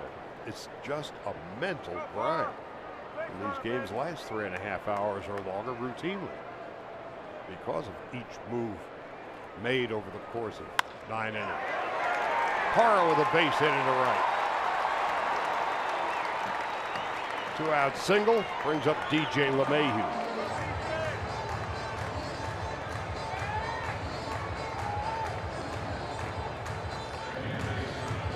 Now LeMahieu coming up.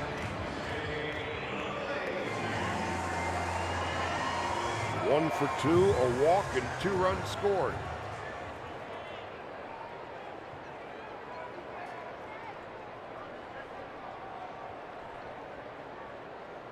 The Rockies with consecutive batting champions.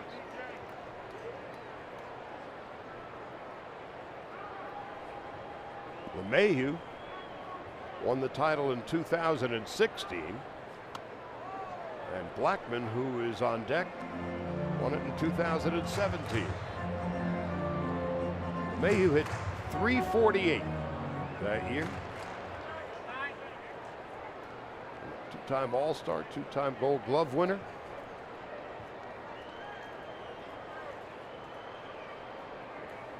Came from the Cubs in what turned out to be a one-sided deal.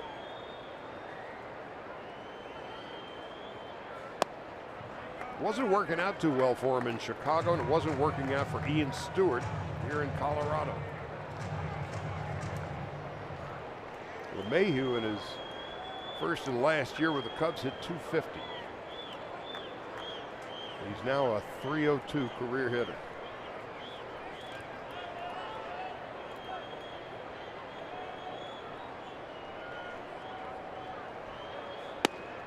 Takes a strike. That's 2-1.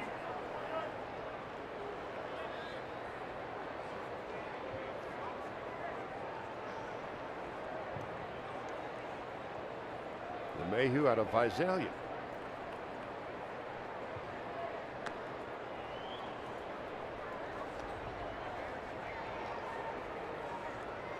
Parra back.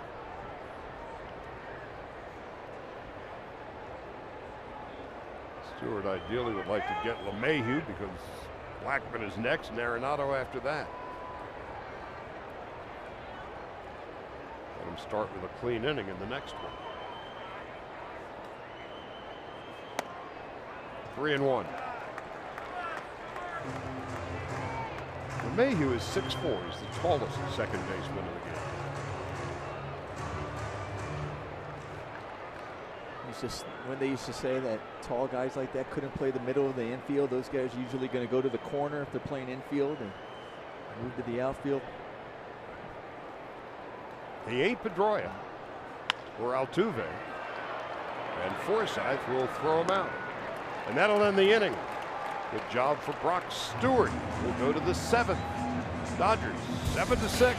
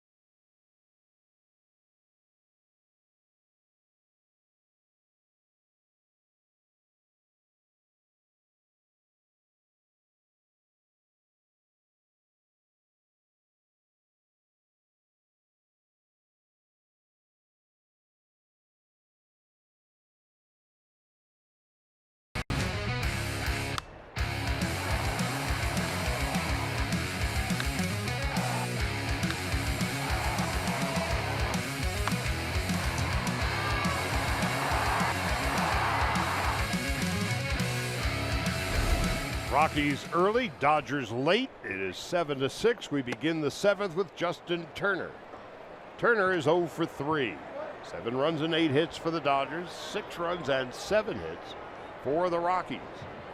Dodgers with 3 in the 6th, come from behind. And Turner, he's as good as it gets, maybe as good as he's ever been. Nolan Arenado robs Turner of at least a double. It seems like every series he makes a play that you just remember. That you're going to remember over the course of the series. It's just going to make you just shake your head in awe. And that was another one laying out.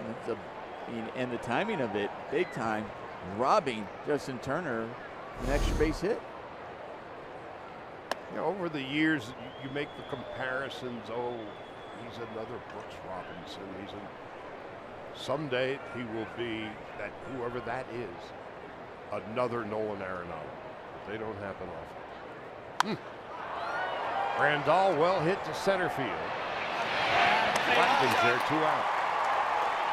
Boy, that play just changes the dynamic of the inning. Totally. And it changes your at bat as a hitter, because it's a lot different for Yasmani Grandal coming up there when you have a man on second to lead off the inning. He's looking for a pitch maybe in the inner half, maybe a ball that he can pull to the right side at the very least, move him over, and then it changes. I mean, how do you not want to try to get a guy over to third base with less than 2 outs with this guy coming up to the plate? And it changes Oberg's thing. Absolutely. Because, uh-oh, here we go again. Do I pitch to Matt Kemp or Max Muncy, who's already has 2 home runs on the day? So after that great play, an easy inning for Oberg. Might that be a game-changing play? 7th inning stretch, Dodgers 7-6.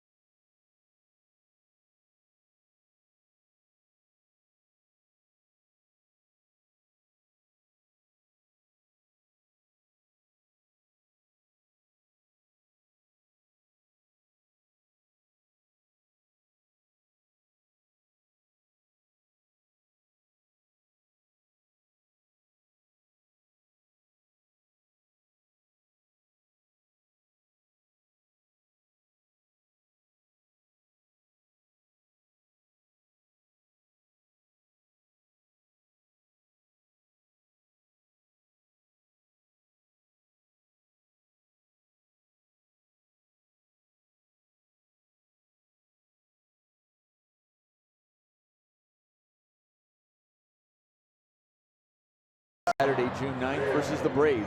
The first 40,000 fans in attendance will receive a Manny Mota bobblehead presented by Jack in the Box. For tickets, visit Dodgers.com/promotions. You know, the Dodgers were 9 games out of first place when play began on May the 9th. This play began this afternoon, 2.5 back, a pickup of 6.5 in 3.5 weeks. And here we are on the 3rd day of June, and we're taking a look at the scoreboard. Arizona leading the Rockies by 0.5 game, and the Dodgers and Giants are 2.5 back. Phillies with a 1-0 lead at AT&T Park. And the D-backs have turned things around of late with a 1-0 lead down in Miami. The Dodgers here with a 7-6 lead heading into the bottom half of the 7th inning. It'll be Charlie Blackmon, Nolan Arenado, and Trevor Story against Brock Stewart, who got through the 6th inning, surrendering 1 base hit. Blackmon, Arenado, and Story coming up.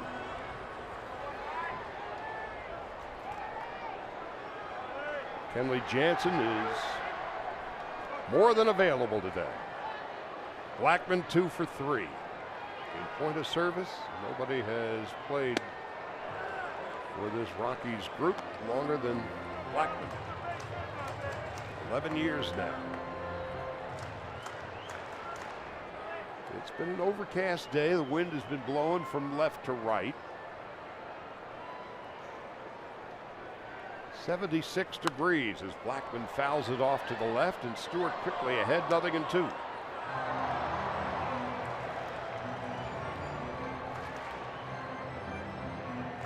Dodgers have won 12 of their last 16, 6 straight on the road. Well, this play began today 2.5 back. It's the closest they've been to first place since April the 4th. For the 6th game of the year. The 0-2, Blackmon down on strikes. Stewart strikes him out. That was a really good pitch by Stewart. And he hit the glove. That's exactly where Yasmani Grandal wanted the pitch. Ball fastball up in the zone. It's easy to strike out Blackmon. Grandal was setting up on his hunches. Like a pose out of Mickey Cochran or Bill Dickey from a million years ago. That's exactly where Grandal wanted, and that's exactly where Stewart delivered it. Now Arenado takes a strike, 0-1.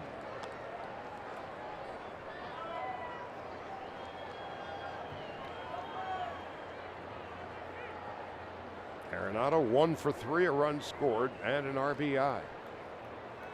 And another breathtaking defensive play. It's 1-1.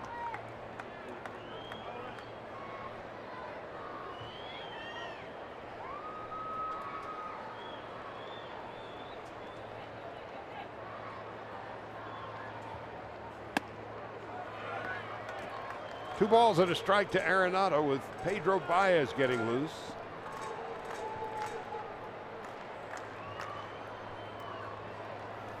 Mark Pryor watching.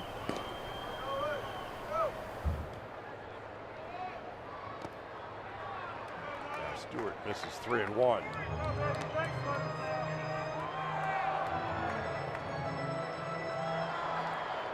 Rockies had a 6-1 lead after 2. On a day in which Alex Wood struggled from the get-go. But Roberts' group came up with 3 in the 3rd. First 4 runs of the game driven in by Muncy on 2 home runs. Solo shot in the 2nd, a 3-run shot in the 3rd. Then the Dodgers would take the lead with 3 in the 6th. Max Muncy. 2 home runs and 4 runs batted in. Stewart to Arenado. Line drive, base hit. That's a great adjustment, actually, as a hitter. Watching that. After that swing on a 3-1 count that went up and in, he was mad at himself, Arenado, for swinging at that pitch. And then to get a ball, good pitch on the outer half of Brock Stewart, and then to stay on it make an adjustment and go the other way for a base hit. 1 out, 1 on, and Trevor Story coming up. Story's throwing error contributed to 2 runs for the Dodgers in the 6th. This afternoon, he's got a base hit, a sac fly, and he's been hit by a pitch. Now 41 runs batted in.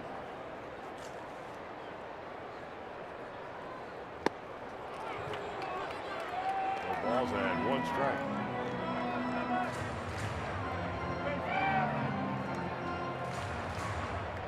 Dodgers fly off to Pittsburgh immediately after the game. Ross Stripling and Joe Musgrove on Tuesday. First pitch 4:05 Pacific.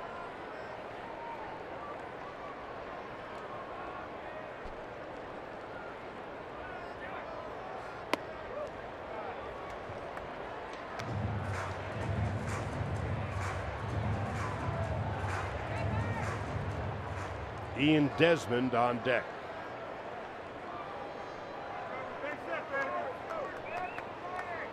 Stewart, his 31st pitch upcoming.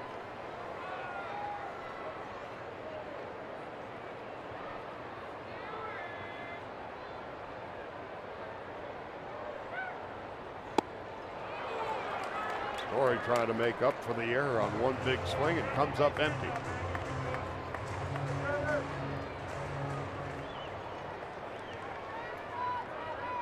Story with 11 home runs, but he is 3rd in the league, having been struck out 67 times.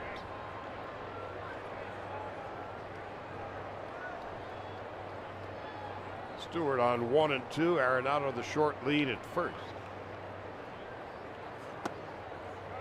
2 balls, 2 strikes.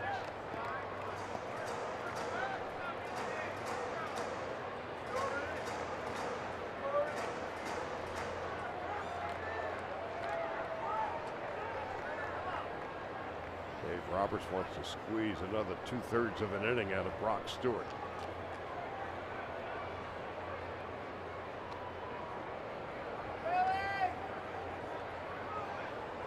Baez, Jansen after that.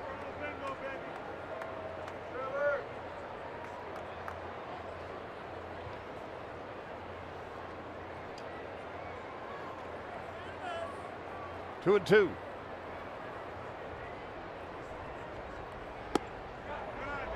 Missing 3 and 2. Really close. Just off the plate. A huge pitch for Brock Stewart. We have another look. It started off and just tailed off the inside. 3 balls and 2 strikes, 1 out. Can't imagine Arenado going. He doesn't run that well, and Story strikes out a lot, so the odds are against that.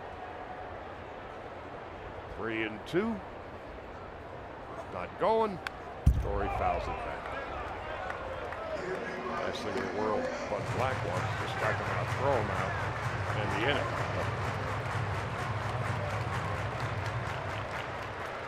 And you know, you have the way the ball can carry here at Coors, you're down by just 1 run. You have a man on, you have the gaps here. Balls in the gap, possibly squeeze you from first, and also Ian Desmond coming up afterwards, who already has a home run. So again on 3 and 2, Story awaits. And the pitch. Call, strike 3 on the outside corner. Well, that was like throwing darts. Perfect pitch by Brock Stewart.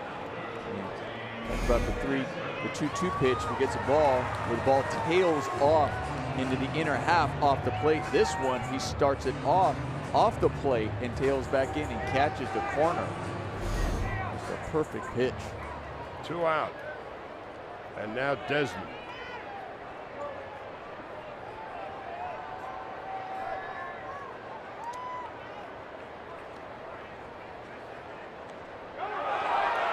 Throw gets by Muncy and goes down the line. That will get Arenado to 3rd.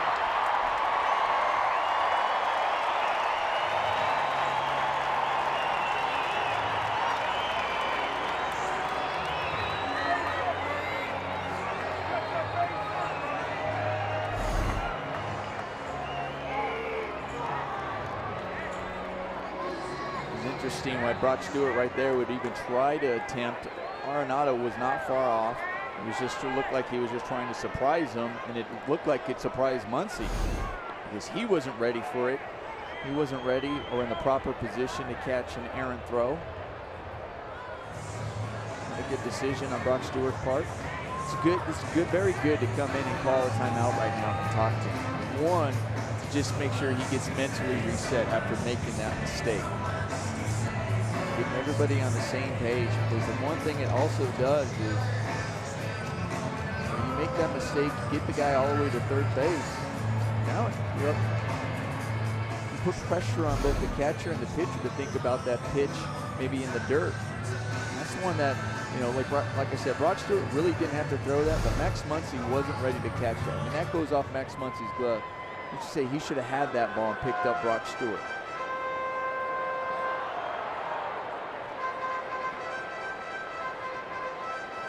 The only upside to all of that is there's still 2 out.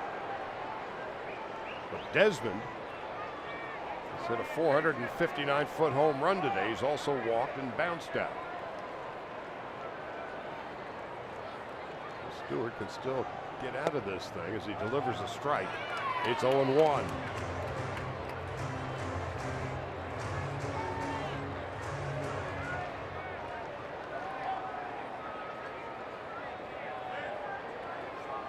Carlos Gonzalez on deck, and the Dodgers would prefer not to see him in this inning. He'll be pinch hitting. Desmond takes inside and high. It's 1-1.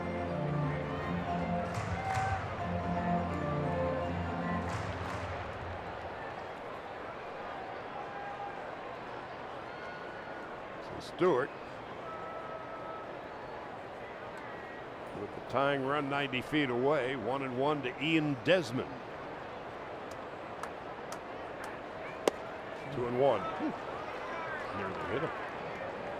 Nearly got away from Yasmani as well. Yasmani was looking for that fastball.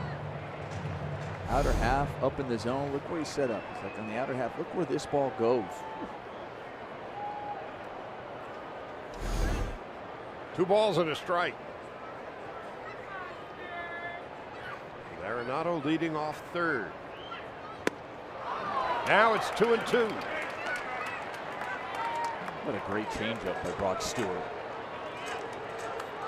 know he's got that fastball. You just threw a couple fastballs at him. One got away. Then he has a changeup right in the middle, heart of the plate. Looked like a fastball right down the middle and take something off of it. Desmond has been struck out 57 times this year. The 2-2 from Stewart is on the way.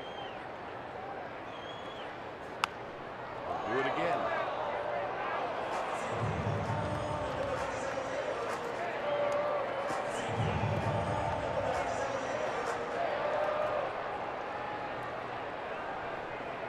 Blackman began the inning by striking out. Arenado a clean single to right, went to third on a throwing error by Stewart, and Storey struck out. Desmond steps out of the batter's box.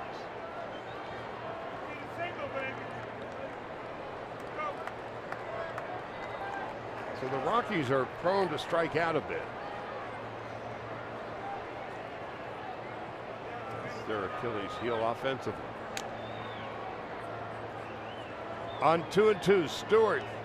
Ground ball, second base. Forsythe bobbles it. And the score is tied. 2 errors by the Dodgers here in the 7th. And it's 7-up.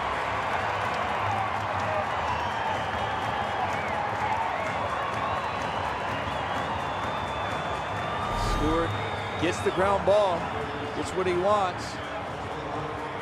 And Logan Forsythe, the way he was attacking it, that was one that was in between as you're approaching as an infielder. And I thought, okay, he came up. You see him just kind of slip. That slip wasn't because he just lost his foot. The slip was because he saw the bounce. And he knows it was going to be an in-between bounce. So he was trying to adjust to catch that ball and couldn't come up with it and hold on to it. 2 big errors for the Dodgers. And the Dodgers going to make a double switch. Bellinger coming And it looks like he's going to be replacing Matt Kemp. Looks like Tony Cingrani will be coming in. We'll detail all of that for you when we come back.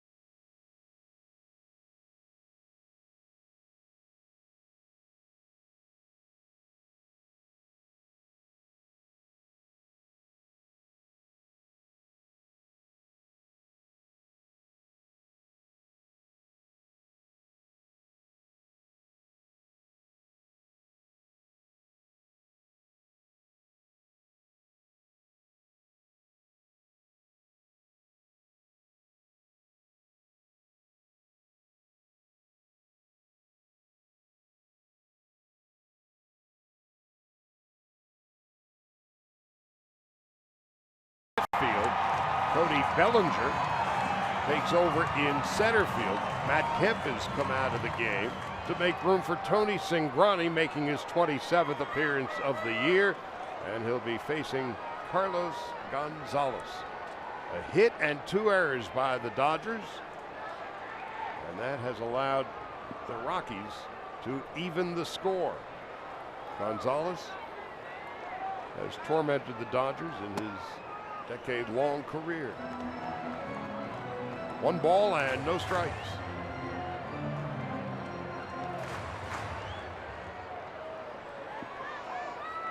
A single into right field with 1 out by Nolan Arenado. And then a errant pickoff throw from Brock Stewart allowed Arenado to go to third. Story would strike out. It looked like the inning was over when Desmond bounced to second baseman Logan Forsythe. And he bobbled it.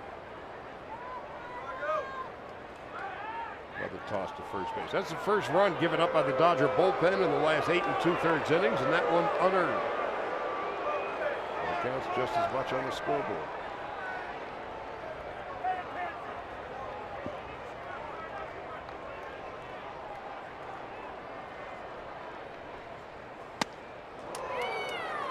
Ball and 1 strike to Carlos Gonzalez.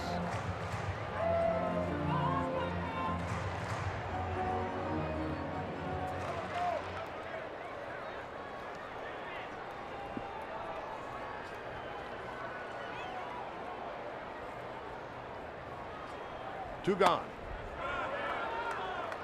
2-1.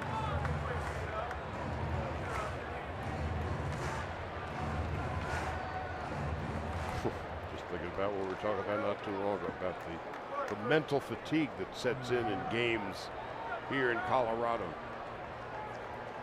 So much different than every place else as Gonzalez swings and misses. And it's 2-2. Well, you're hoping. I mean, I know Dave Roberts, the way he was looking at the bullpen, setting this up with Stewart, yeah, he was hoping that he was going to get out of this inning so he could bring Cingrani in the 8th. And hopefully still have that lead for Kinley. You look at who pitched yesterday. You got Alexander who pitched yesterday, Hudson and Baez. The 2-2. We go around. Yep. Third base umpire Nick Lentz with the punch out. Cingrani comes in to strike out Carlos Gonzalez. The Rockies with an unearned run have evened the score at 7 after 7.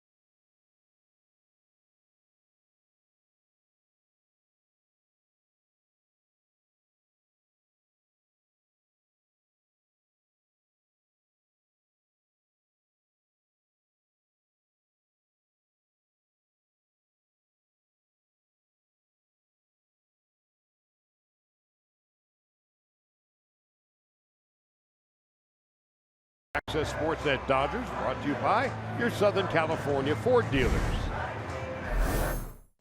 All right, thanks, Charlie. Dodgers down 6-1 after 2 innings, now 7-7. Still have a chance for that 3-game sweep, thanks in large part to the bullpen.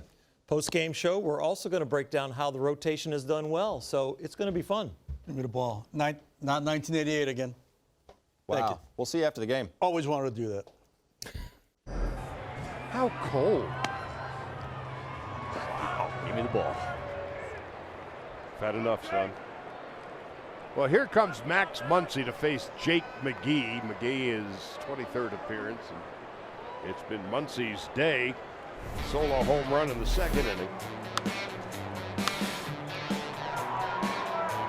And then a 3-run shot in the third.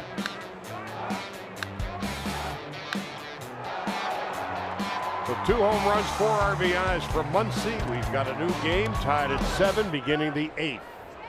And it's Jake McGee's turn. Delivers a strike. It's 0-1.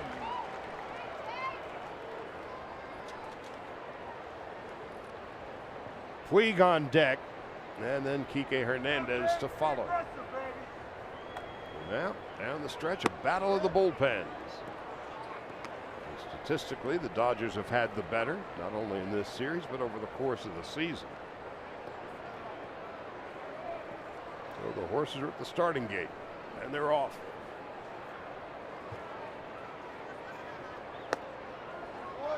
Two and 1 to Max Muncy. 41,851 at Coors Field on this overcast Sunday afternoon. Well, now 3 and 1. Muncy, when he hit that home run in the third, the 3-run shot, the 11th pitch of that at bat.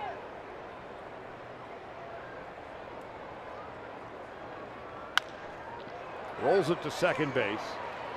And the 2-time Gold Glove Award winning DJ LeMahieu throws him out.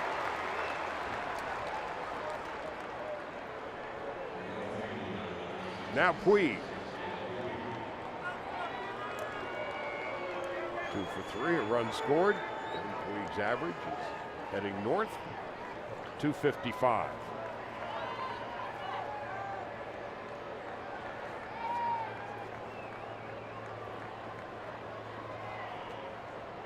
Two weeks ago, Puig was hitting 214.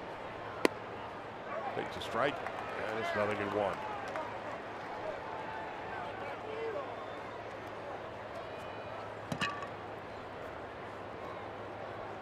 Yasiel with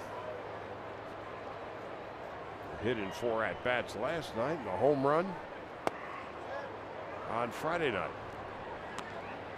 1 ball, 1 strike.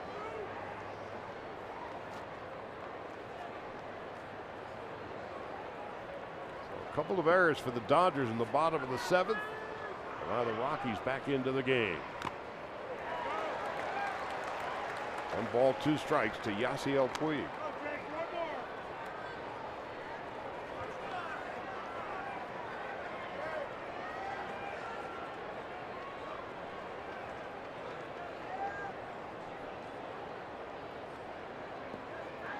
McGee broke in with the Tampa Bay Rays in 2010.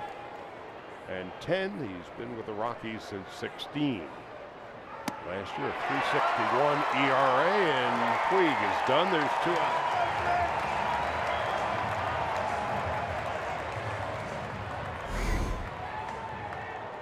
Just attacked him with the fastball.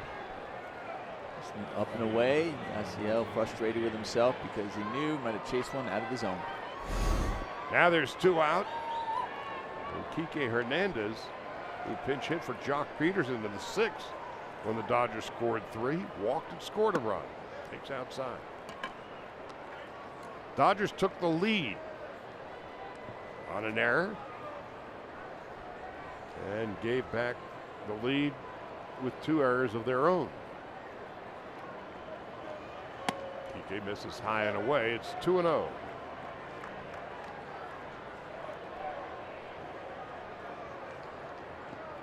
Logan Forsythe is on deck.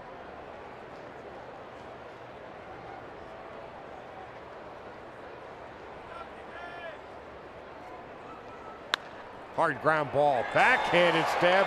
Don't hit it over there. Why bother?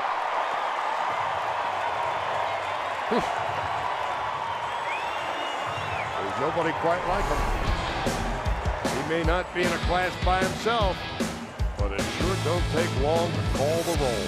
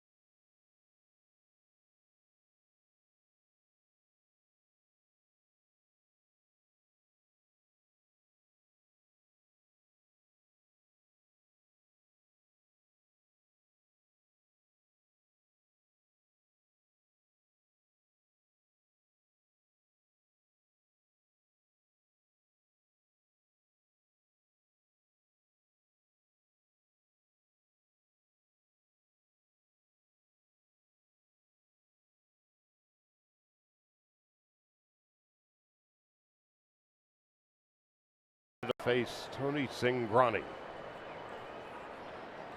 Ionetta 0 for 3. It's low and outside, 1 ball and no strikes.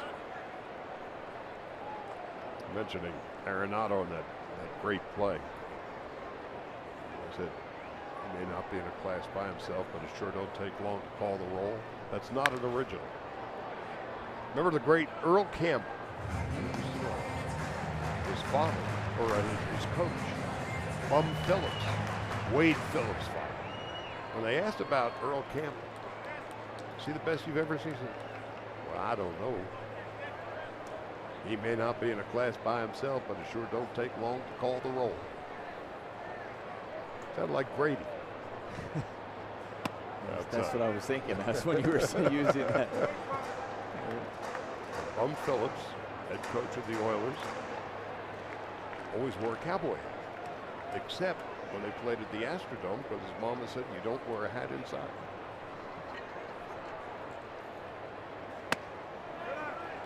Three balls and 1 strike. And his son Wade is forged a great career in the NFL. 3-1 to Ionetta here in the 8th.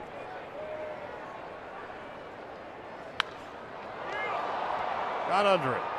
And Kike Hernandez gets it over. Been playing some tricks out there. First out of the 8th.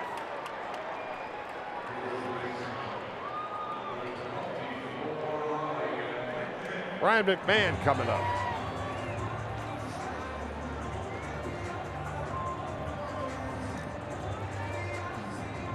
Just see the way this was playing out. That last inning, Dave Roberts was really sitting there going, okay, come on, Brock, you get that out. Even if they do a pinch hit the next inning, I can get Cingrani to get Cargo, get the bottom part of the lineup with the lead to flip it over to Kenley Jansen. Now you're just hoping Cingrani puts up a 0 and the offense can find a way to get a run that next inning. But Pedro Baez will be next on the Roberts dance card. McMahon is 0 for 3. He's flied to left and has been struck out twice.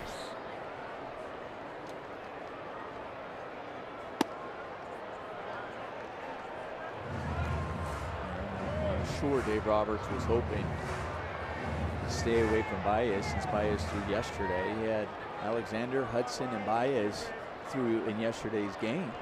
So going, okay, if I can avoid those guys, great. Of course, we had the variety show on Friday. Right. And Alexander throwing back-to-back days. He started on Friday and threw again yesterday. He even got an at-bat yesterday. So I think he's probably one that he's sitting down today. Long run for Bellinger. He checked an awful lot of ground out there. 2 gone.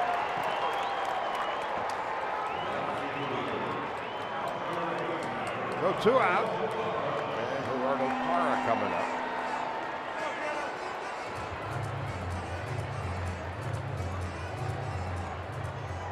I'm just looking at that fly ball right now from Cody Bellinger and Kike. I'm just thinking to myself that when you have the field that is so big, there really needs to be good communication amongst the outfielders, because they are going to go a long way to track some balls down and at full speed. And you hate seeing some sort of collision, so they really need to communicate. And anecdotally, I'm trying to remember, I'm sure it's happened this year, how often they have Bellinger's been in center and Kike Hernandez in left at the same time.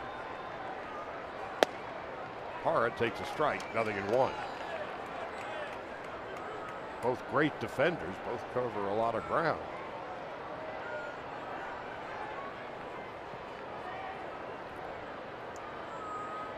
Of course, Kike can play all over the field, and Bellinger can play all 3 outfield positions, as well as first base.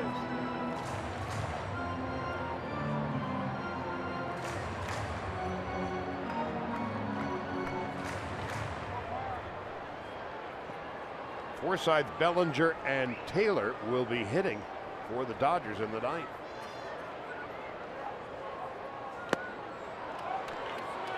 One ball, 2 strikes to Gerardo Parra.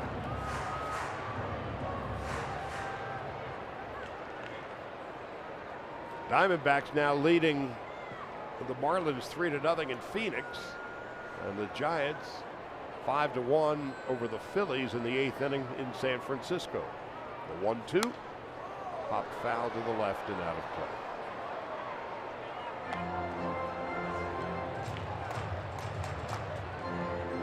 DJ LeMahieu is on deck.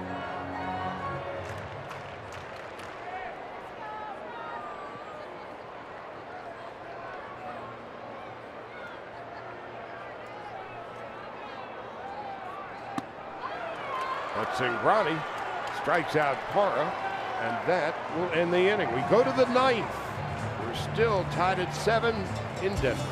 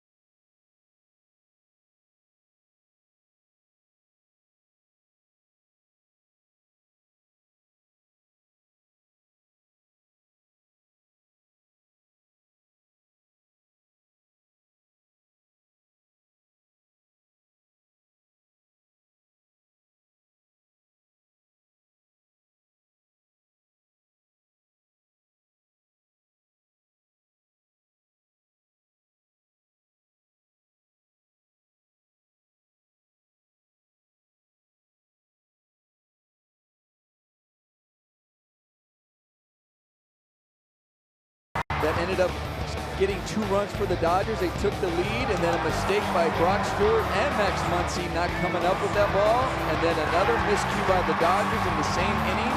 allowed Desmond to score from third by Logan Forsythe. We are all tied now at 7. Up for the Dodgers here. Try to get that go-ahead run so they can bring in the big man and hopefully close this game out. Cameron James. Forsythe trying to make up for his sin. Wade Davis' 25th appearance. 18 out of 20 in save tries. 35 earned run average. Opponents hitting 156. He has been a constant for the Rockies. The problem is getting to him has been the issue. It's been a Indiana Jones rickety bridge to the other side. So here he is pitching in the 9th. It'll be Forsythe, Bellinger, and then Chris Taylor.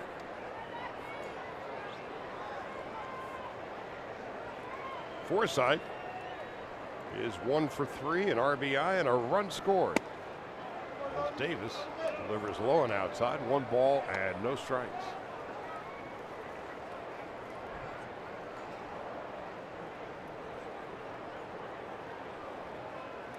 Each team 7 runs and 8 hits. Dodgers 2 errors. Rockies with 1. Forsythe takes a strike. 1 ball, 1 strike.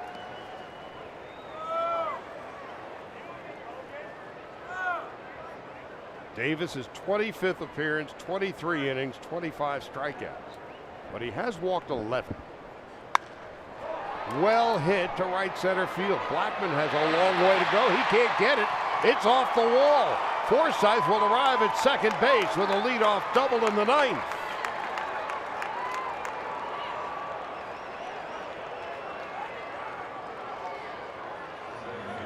Now Bellinger coming up. Logan Forsythe staying inside this ball. Inside out, driving it to right center. Getting a nice little backspin and some carry on that ball. Exactly what the Dodgers need to lead off this inning. Nice double. And we talked about Bellinger now coming up. We talked about his struggles at the plate. Didn't start against a righty. These are the situations that can help you. What I mean by that, all you got to do, you got to look, you shorten up, look for a ball that you can just pull to the right side. Even if it's an out, something positive. That's all you're looking about doing, even when you're struggling. Like, how do I help my team even in times where you're struggling so it doesn't snowball? Just shorten up, take a real nice 2-strike approach, and just find a way to get it to the right side. Then you get Forsythe to third, then Black has to bring the infield in. And that plays into the advantage for Chris Taylor. But first things first, the 0-1 to Cody Bellinger.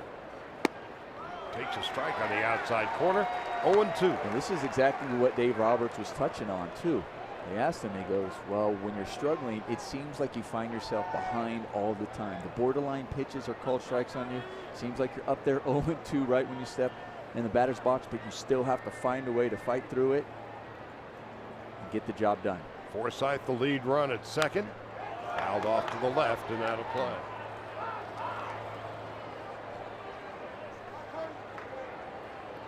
Taylor on deck, Turner to follow. We're tied at 7 in the 9th. Forsythe the lead off double.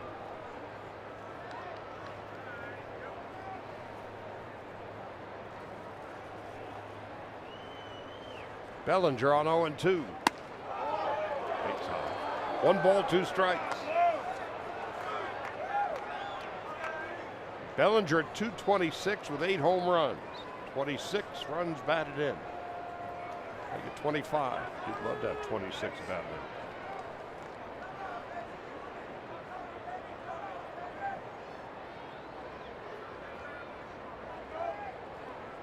in. An outstanding defensive outfield for the Rockies.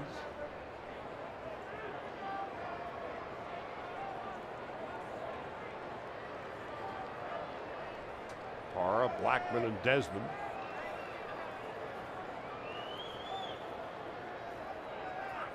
Davis to Bellinger. The troubles continue for the young Mr. Bellinger. One thing you really don't need as the Dodgers right now is a strikeout in that situation. You were looking to move them over some way, somehow. It's a pitch down and in. swing and a miss. Now it just, like we touched on this about that play about Nolan Arenado making in the last inning when he's, or the line drive in the 7th, sorry, this possible leadoff double for Justin Turner. Changes the whole at bats for the guys behind him. And it really was a momentum change in the game. That was a huge snag right there by Arenado. Here to the guys behind him just trying to move him over. But even that one right there by Ballinger, you talk about a big moment, and it finds you when you're struggling. The moments in the game find you. Unfortunately, this game is so humbling, and it really changes the whole at bat for Chris Taylor. And, Dave Roberts trying to find a way to get the young man going. Taylor 2 for 4. Forsythe leading from second. 1 ball and 1 strike. That took a bite out of Iannetta.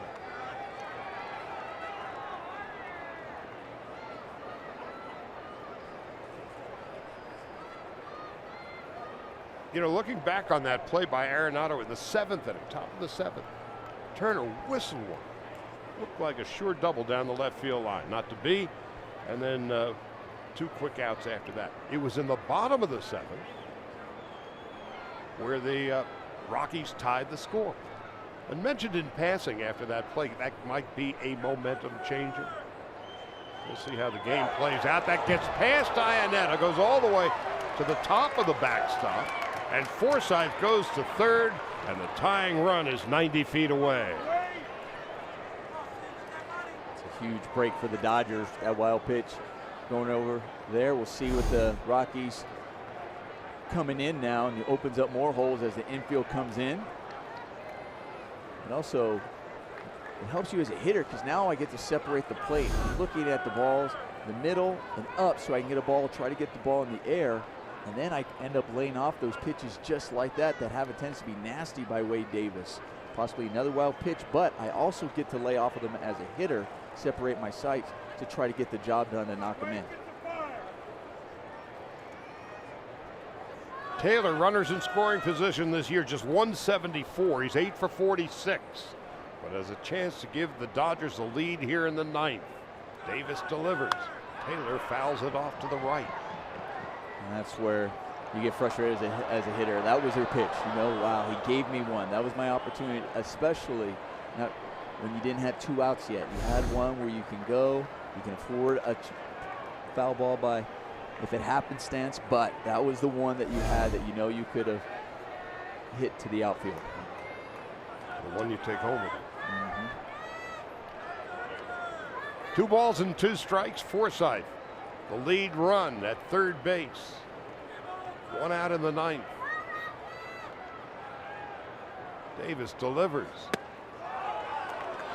Now 3-2. Again, we're talking about the mentally exhausting quality of this game, especially in this place where their bullpen has just been awful for them. They get their guy out there. Davis gives up the leadoff double, then the wild pitch. So this is a big moment for both clubs on 3-2 to Taylor. First and third, 1 man out. And Turner coming up.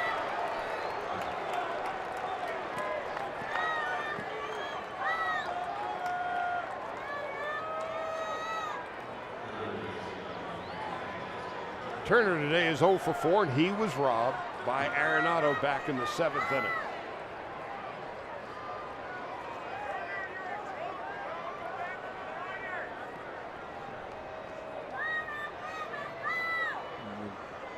Rockies elected to go play double play depth up the middle. If you're the Dodgers, this is the guy you want up at the plate in this situation, the guy who's handling the bat. Well, going to be able to find a pitch that he can handle to get in the air. First and third, 1 out in the 9th. Turner takes inside, spins out of the way. Well, the Dodgers having a chance to take the lead in the 9th. Kenley Jansen has joined Pedro Baez in the bullpen.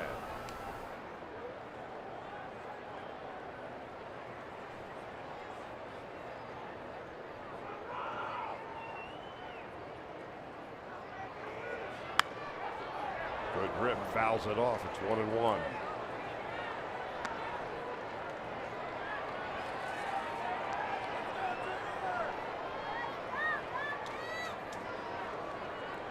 Justin Turner. Now, Iannetta got hit by a foul tip earlier.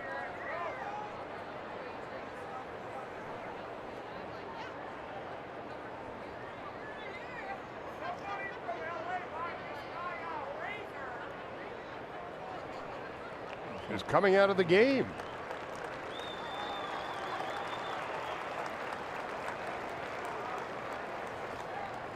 Tony Walters, the backup catcher for the Rockies, will take over.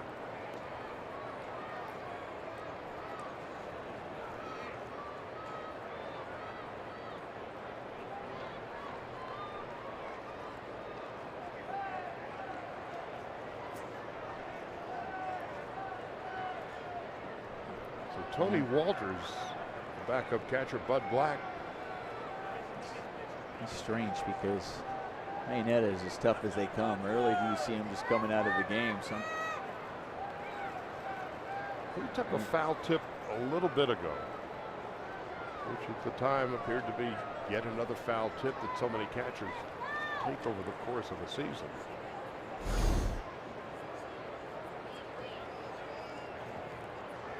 That was in the last inning.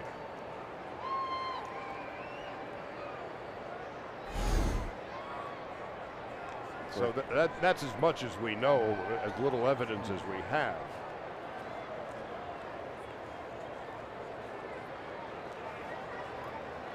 So here comes Tony Walters.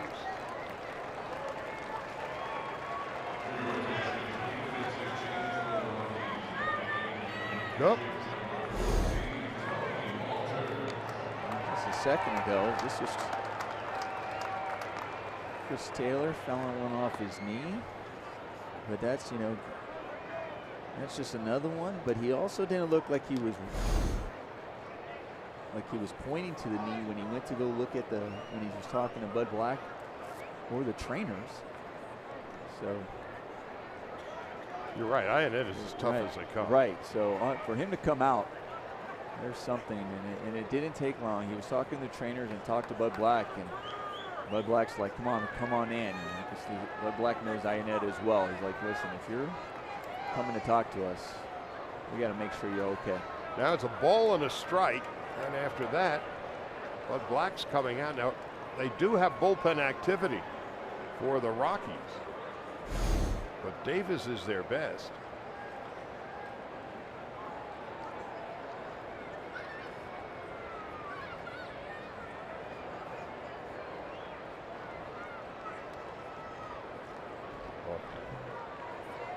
Off the top of the left knee.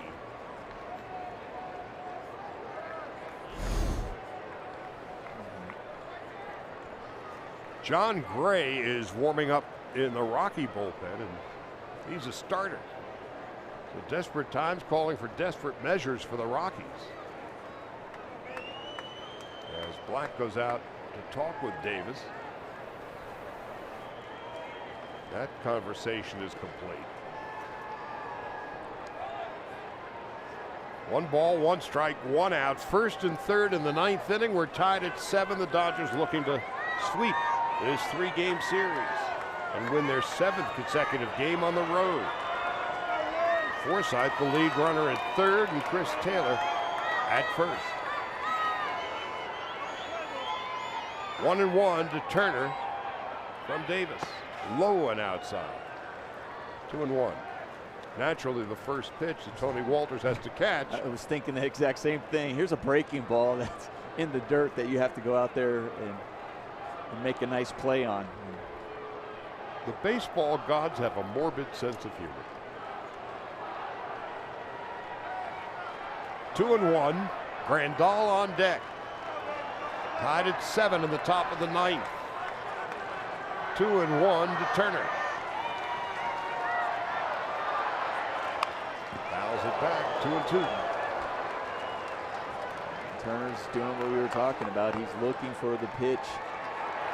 It's the middle up to try to get that ball in the air, and that was it. It was just off the plate, just a little bit. And then the reason why he ended up fouling on it, but his sights were right, and that's where you just get frustrated after you're like, oh, that's what I'm looking for. It just wasn't my pitch. Bill Roberts looking on and seeing, hoping these guys can get the job done. Turner, 322 last year. 2 balls, 2 strikes, 1 out, 9th inning. Grounded foul toward the Dodger dugout.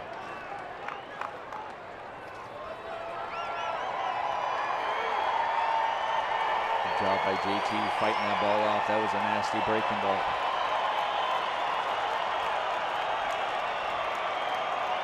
Last year, Turner was a 300 hitter, 30 for 100 with runners in scoring position. 2-2. Now the pitch. Grounded, just foul.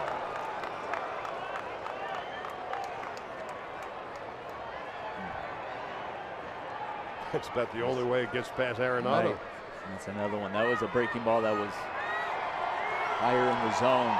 Those are the ones that you can possibly get up, and he was trying. He was doing his best.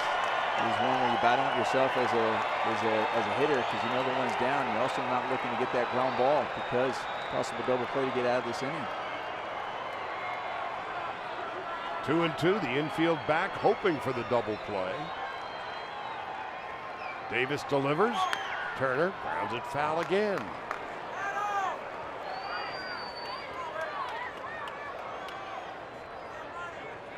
So the drama tightens. This will be the 8th at-bat, 8th pitch in the at-bat for Turner. Max Muncy, when he hit his home run, 3-run shot back in the 3rd, did it on the 11th pitch of his battle with Chad Bettis.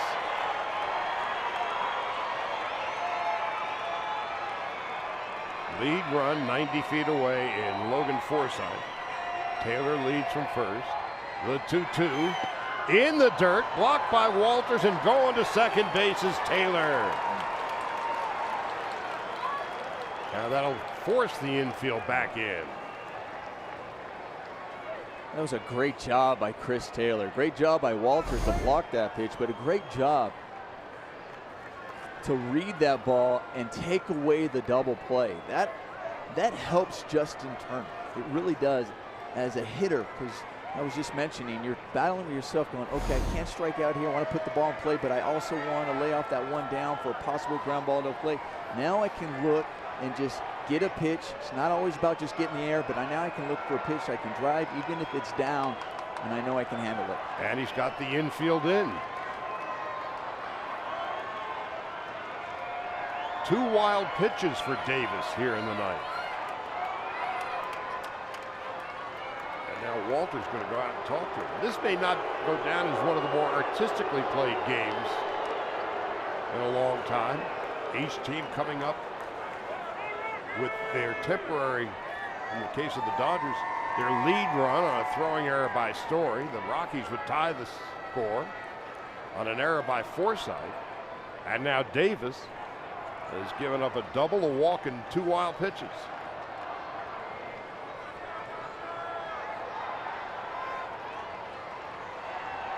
It's 3-2 to Turner. Yasmani Grandal is on deck. Wade Davis set, infield in, and the pitch. Slowly hit. There will be no play to the plate. Turner is tagged out by Davis, and in to score is Forsythe. And the Dodgers take an 8-7 lead. In your scorebooks, that goes as 1 unassisted RBI. That traveled about 60 feet. Just put it in play. And just great jump by Logan Forsythe at third base to score and not to have a play at home. This game may not be buried in the time capsule, but the Dodgers are more than happy to take the lead. Grandal is the hitter with now Taylor at third. Baez can sit, and Jansen can continue his work.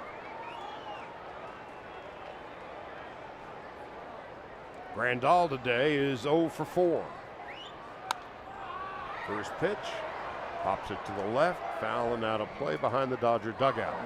What really helped on Logan Forsythe to be able to score from that is knowing that you're going to go on contact, because you have a man on side. I mean, contact as far as the ball on the ground, not just contact, but read the ball on the ground. You're looking at that because you know, make them have a play at home, force them, because you're still going to have a guy come over to third base, because that's how big it was for Taylor to get to second base. Grandal well hit to right center field. It's on its way, and it is gone. So the Dodgers explode here in the ninth. A little bleeder for Turner. A long bomb for Grandal. Dodgers 10-7.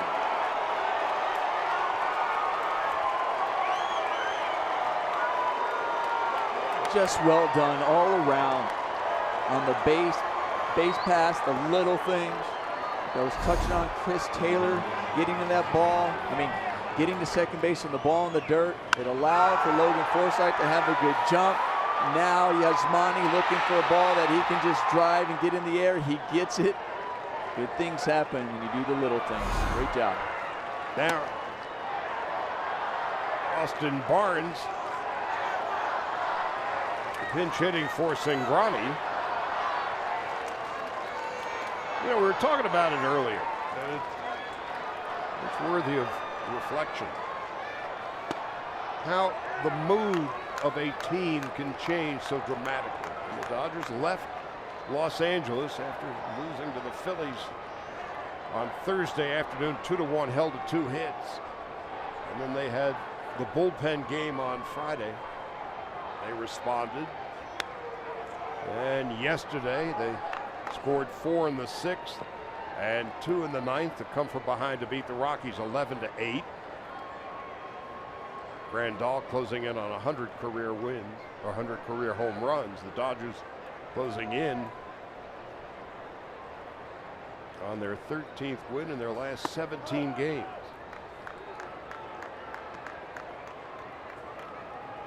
So it's quite astonishing how the Dodgers have turned things around here this weekend. Barnes on 2-2. It's low and outside, 3-2.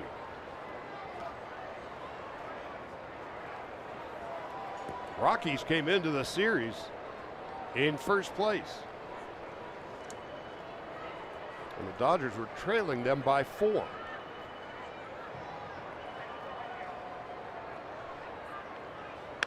Barnes fouls it off.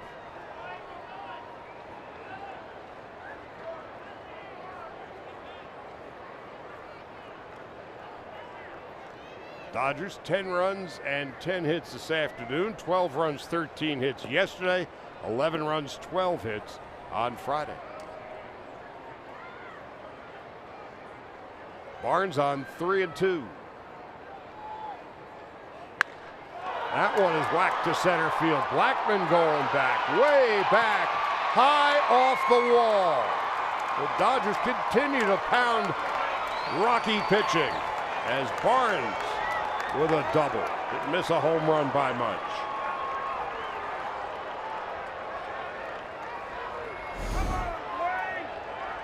That's big for Austin Barnes. Him trying to find his swing. He's been struggling as well. And to come in off the bench and to drive the ball where he drove it. Center field, nice swing.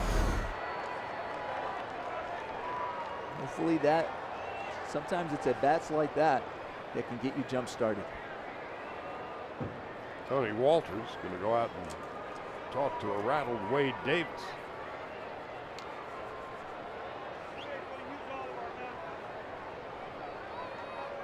For the Dodgers, their 18th extra base hit of the series.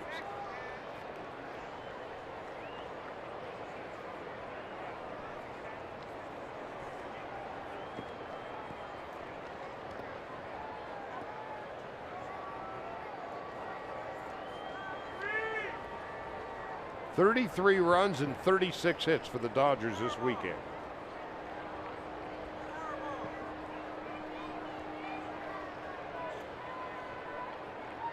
And 18 of those 36 hits for extra bases.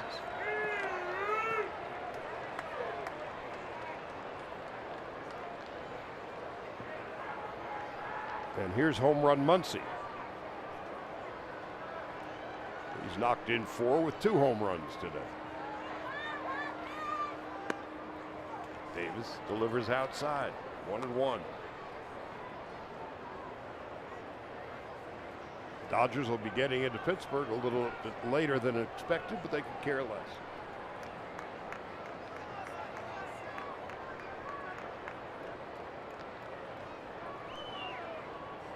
Muncy takes outside, and it's 2-1. It's quite a group effort this weekend. It really has been, from the offense to the bullpen. And the weekend began with Kershaw going on the DL. Muncy takes outside. Kershaw, Ryu, Hill, Maeda all on the DL. Wood struggled today. And so the bullpen picked up for him. Bullpen just giving up a run and 2 hits this afternoon as Muncy takes a strike. It's 3-2.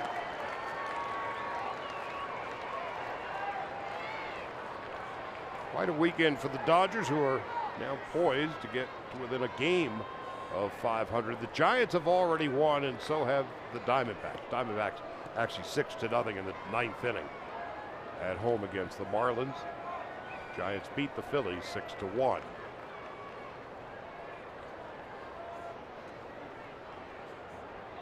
Puig on deck. Wade Davis, his 38th pitch. Muncy gets under it. That's Blackman, and that's that. But the Dodgers come up with 3. Yasmani Grandal, his 9th home run of the year. The 3rd home run of the day for the Dodgers, who lead it 10-7.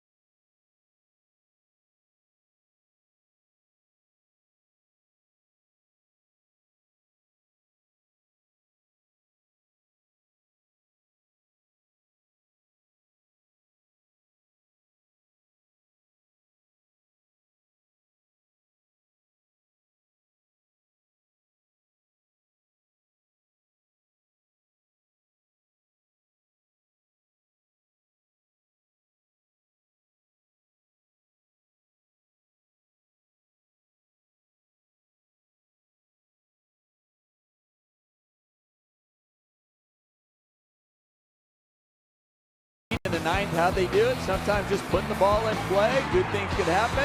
Don't have to hit it hard, but when you do hit it hard, you can get some big cheers out of your dugout over there. Big home run by Yasmani Grandal.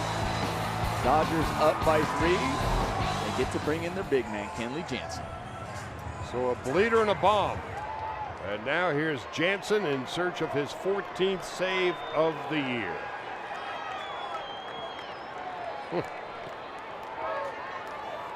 Really has been a remarkable weekend for the Dodgers. When you consider when they left LA on Thursday And strange things often happen in Colorado. You throw that into the mix, too. LeMahieu leads off in the 9th. And a strike, 0-1. The Dodgers with 33 runs, 36 hits, 18 extra base hits, 6 of them coming today. The Dodger offense has certainly gotten well in Mile High country. Look at the runs scored for the Dodgers. They spread out those runs throughout the entire lineup. And I look at just the 6 through 9 hitters. 18 of those 33 runs were scored by those guys.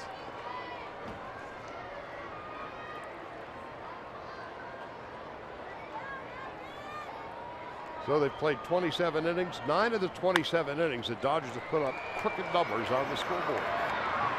Mayhew retired, 1 out in the 9th.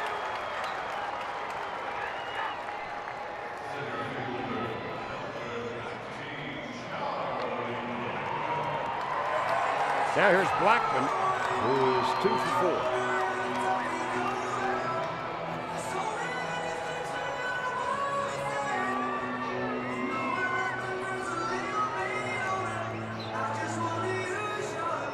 Dodgers averaging 11 runs and 12 hits in this 3-game series.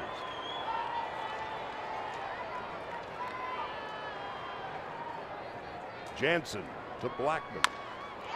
Slowly hit. Taylor just does get the speedy Blackman, and there's 2 out.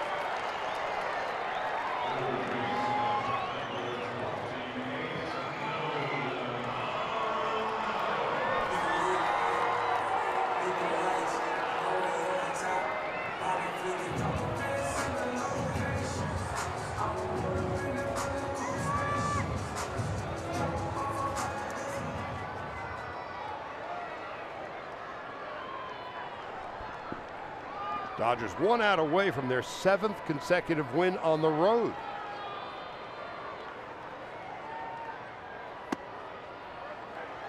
Arenado takes a strike, and it's 0-1. Dodgers are 14-17 at home, and about to go 15-13 on the road. Arenado takes low and outside. It's 1-1.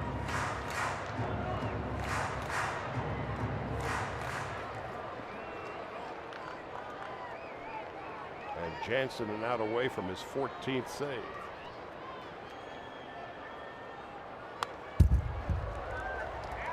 Now a strikeout.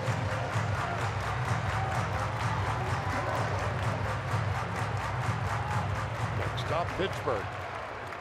Dodgers feeling good about themselves for good reason.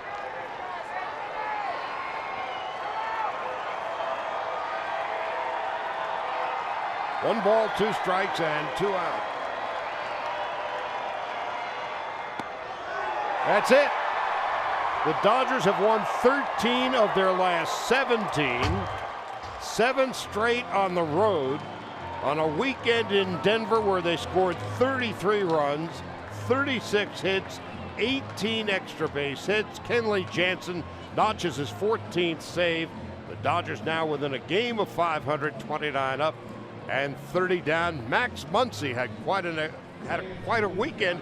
Great day today. Well, obviously the player of the game with a couple of home runs, 4 RBIs for Max Muncy. We look at the Lexus player of the game, taking the first home run, going the other way, driving it for a solo shot, and then coming up big with a 3-run